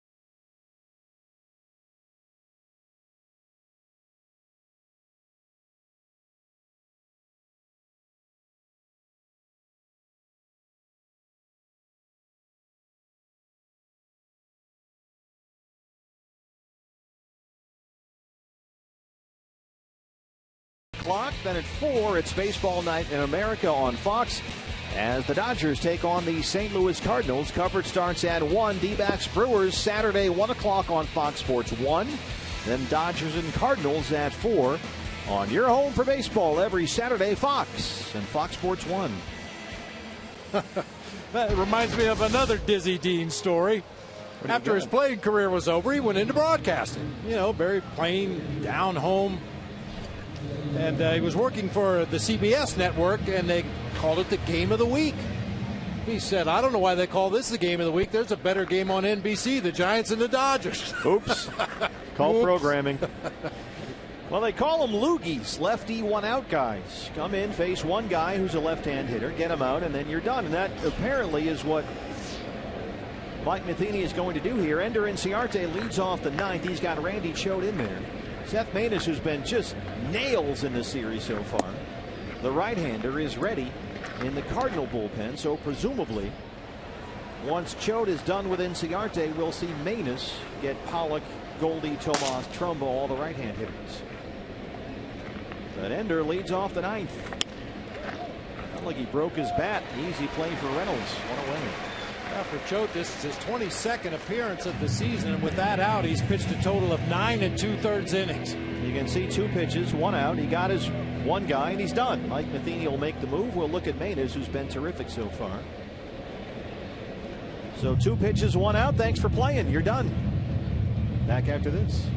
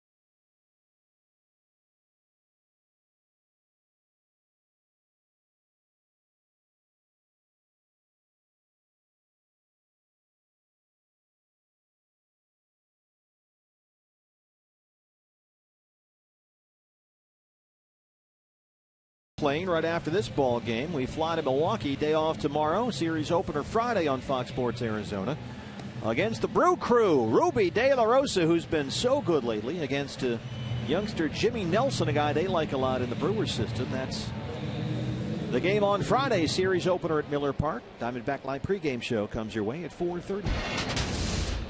Well, Seth Manis has been terrific in this series. He pitched Monday, worked 1 inning, got 3 outs on 7 pitches. Came in last night to get the final out. Got 1 out on 2 pitches.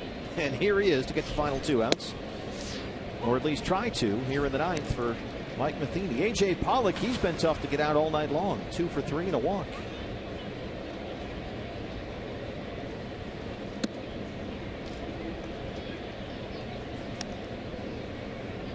And A.J. a 500 hitter up there lately. He's got 16 hits in his last 32 at bats. It's crazy talk. 1-2. Ever since that pinch hit homer in Miami, it's been almost impossible, of course, as he strikes out, to get him out. But Manis, who's been so good in this series, does, and that's the 2nd out in the 9th. Here's Goldie. Hashtag vote Goldie. The campaign is underway. Right now, Goldie 3rd among National League first basemen in the All-Star balloting, behind Adrian Gonzalez and Anthony Rizzo. Both very good players, but we can't let that happen. No, we're going to change that. So get on with the Twitter. Hashtag vote Goldie. 2015 Major League All-Star game, only on Fox. We'll roller to first. Reynolds has it. And it's a 1-2-3 9th. Bottom 9 we go. Brad Ziegler coming in to try and nail down this series finale. It's 3-2.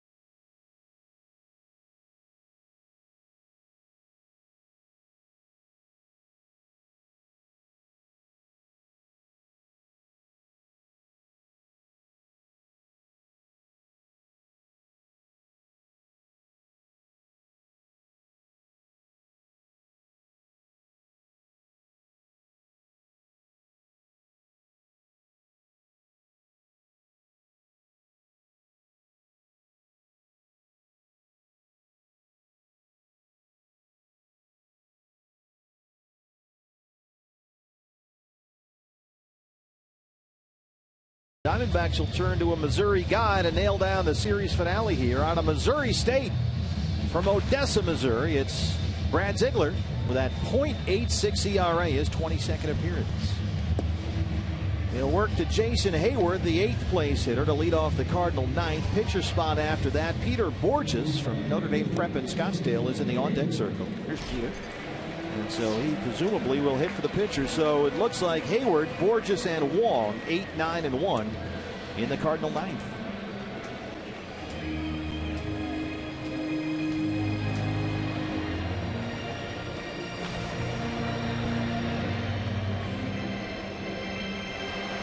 Jason Hayward, 1 for 3, singled his last time up, and he has made the game's key play as the shift is on against Hayward.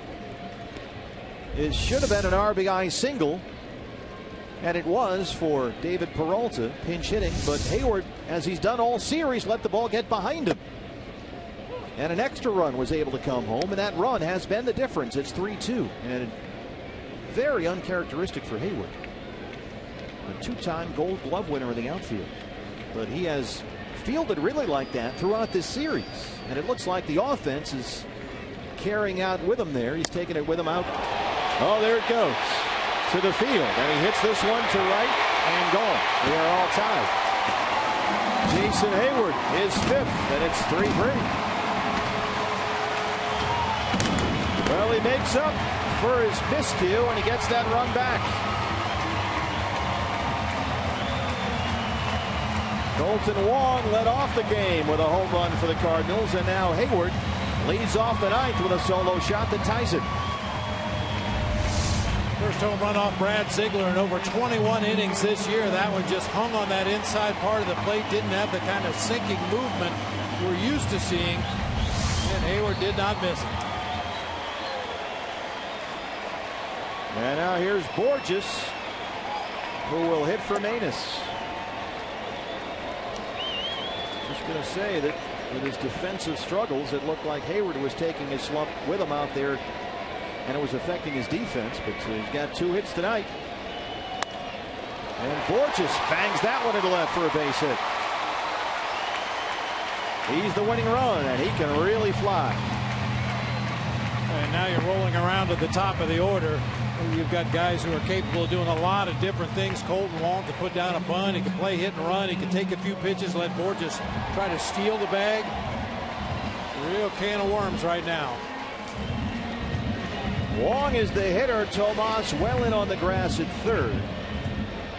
Goldie holding Borges on the bag at 1st. Wong led off the game. First pitch from Josh Colmenter, his 6th of the year. He's 1 for 4.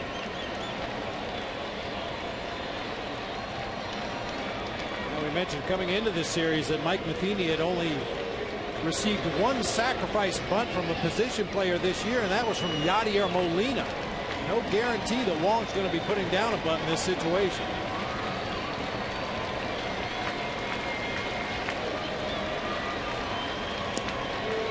Yeah, this is going to be a real cat and mouse game here with the way this guy can run.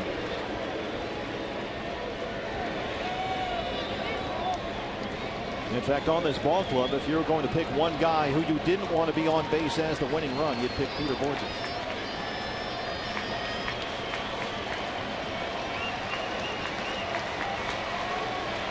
Hunter holds, pitch out, nothing doing.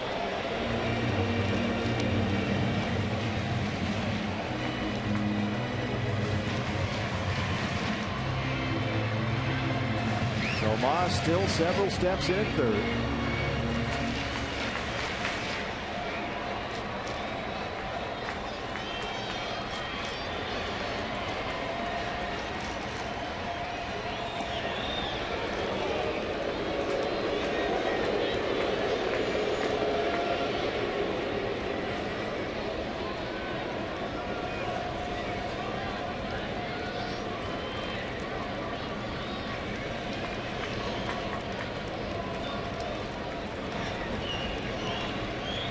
Runner holds.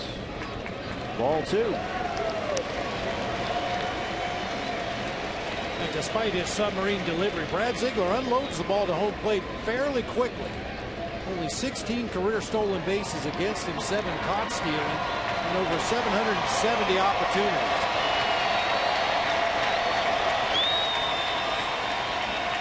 Borges holds again. Misses away again, and it's 3 balls and no strikes. Addison Reed getting busy in the Diamondback bullpen. Borges at first has the winning run, nobody out. 3-0 to Wong. He's got Carpenter and Holiday behind him.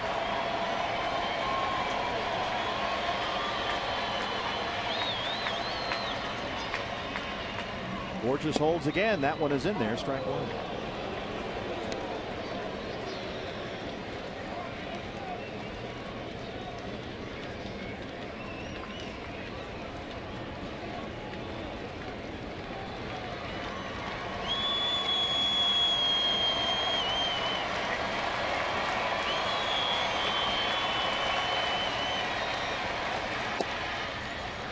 In there, it's full 3-2.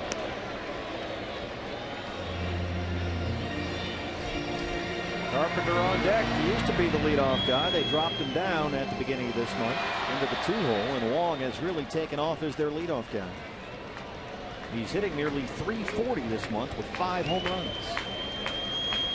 3-2 pitch from Ziegler. Borges takes off for second, and Wong fouls that one away.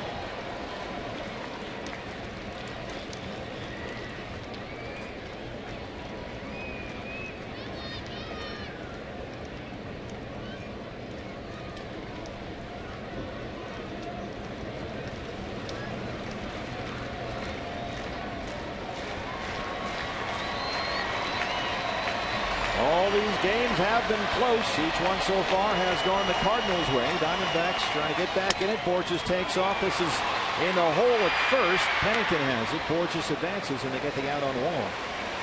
So now the winning run is in scoring position with a 1 out.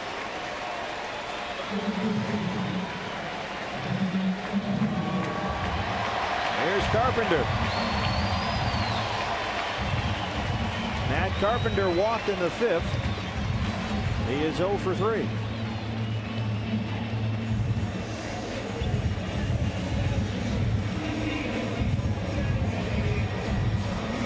It seemed to make a lot of sense to walk Carpenter right here, get your righty on righty matchup with Matt Holliday. Not exactly the most desirable matchup in the world, but would set up a potential double play.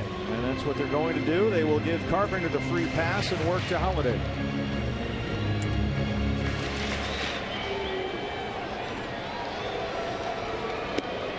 No disrespect, but I'd rather pitch to Holiday here too. This guy's a really good hitter. Yeah, Holiday has a chance to swing and miss. Carpenter's probably going to put the ball in play somewhere.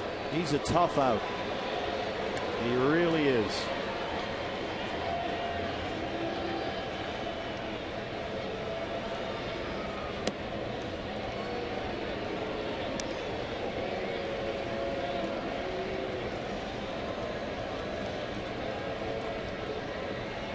Especially with Ziegler out there on the mound, you want that double play possibility with 1 out. So here comes Holiday. First and second, 1 down. Matt Holliday single in the 5th.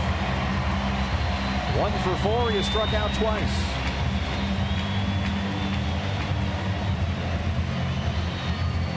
Borges, the only run that matters. He's the winning run at second.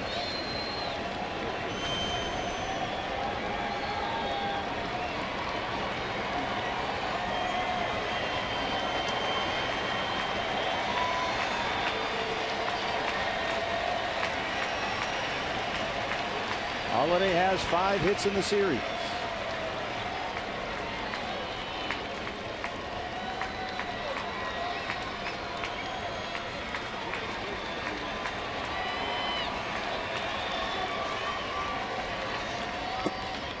Ball 1.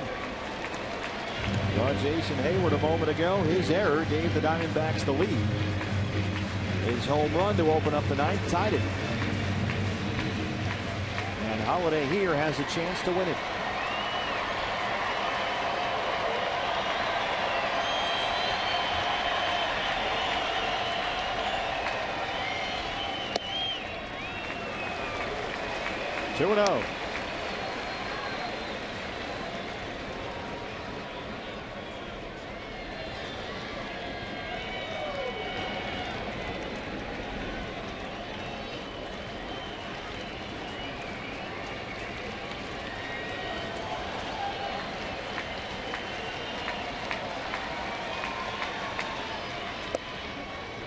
This is there. 3 balls and no strikes. Peralta, who hit a walk-off homer to win Monday's game, is on deck. Well, it didn't miss by much. That's where you want to be if you're Brad Ziegler and the Diamondbacks, down there at the bottom of the strike zone or even lower, trying to get that ground ball from Matt Holliday. Yeah, that was a good pitch right there. 3-0. There's the strike. Hold on there, Matt. Eric Cooper, the crew chief, the plate umpire. That looked to be in the same spot.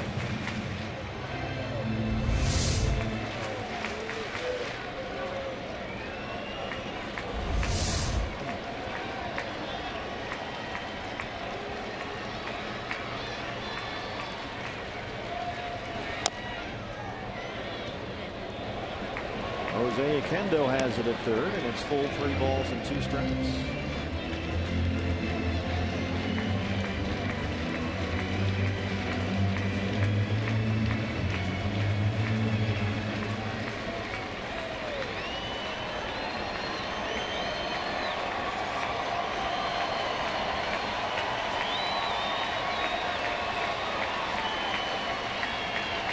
There's a chance you could start the runners here to try to stay out of a potential double play, but Holliday strikes out a bunch.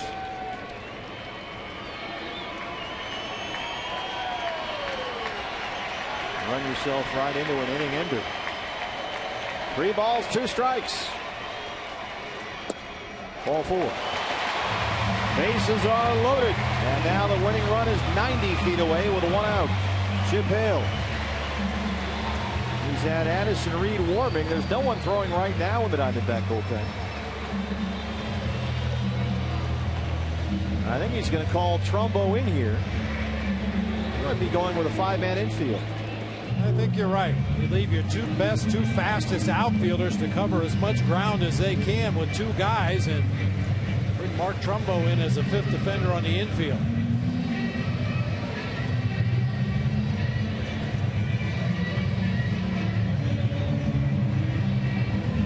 Well, they'll figure out what to do here with Johnny Peralta. Right on the cusp of extra innings. They're going to need a mitt change. Andy Green has the new mitt. Got to get rid of that outfield glove. Peralta was the hero in extras Monday when he led off the 10th against J.C. Ramirez.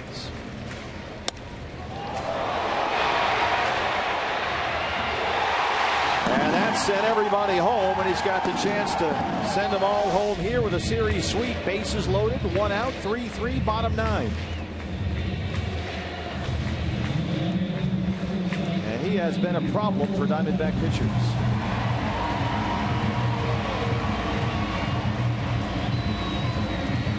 Five-man infield for the D-backs. Borges is the winning run at third. Carpenter at second. Holliday at first.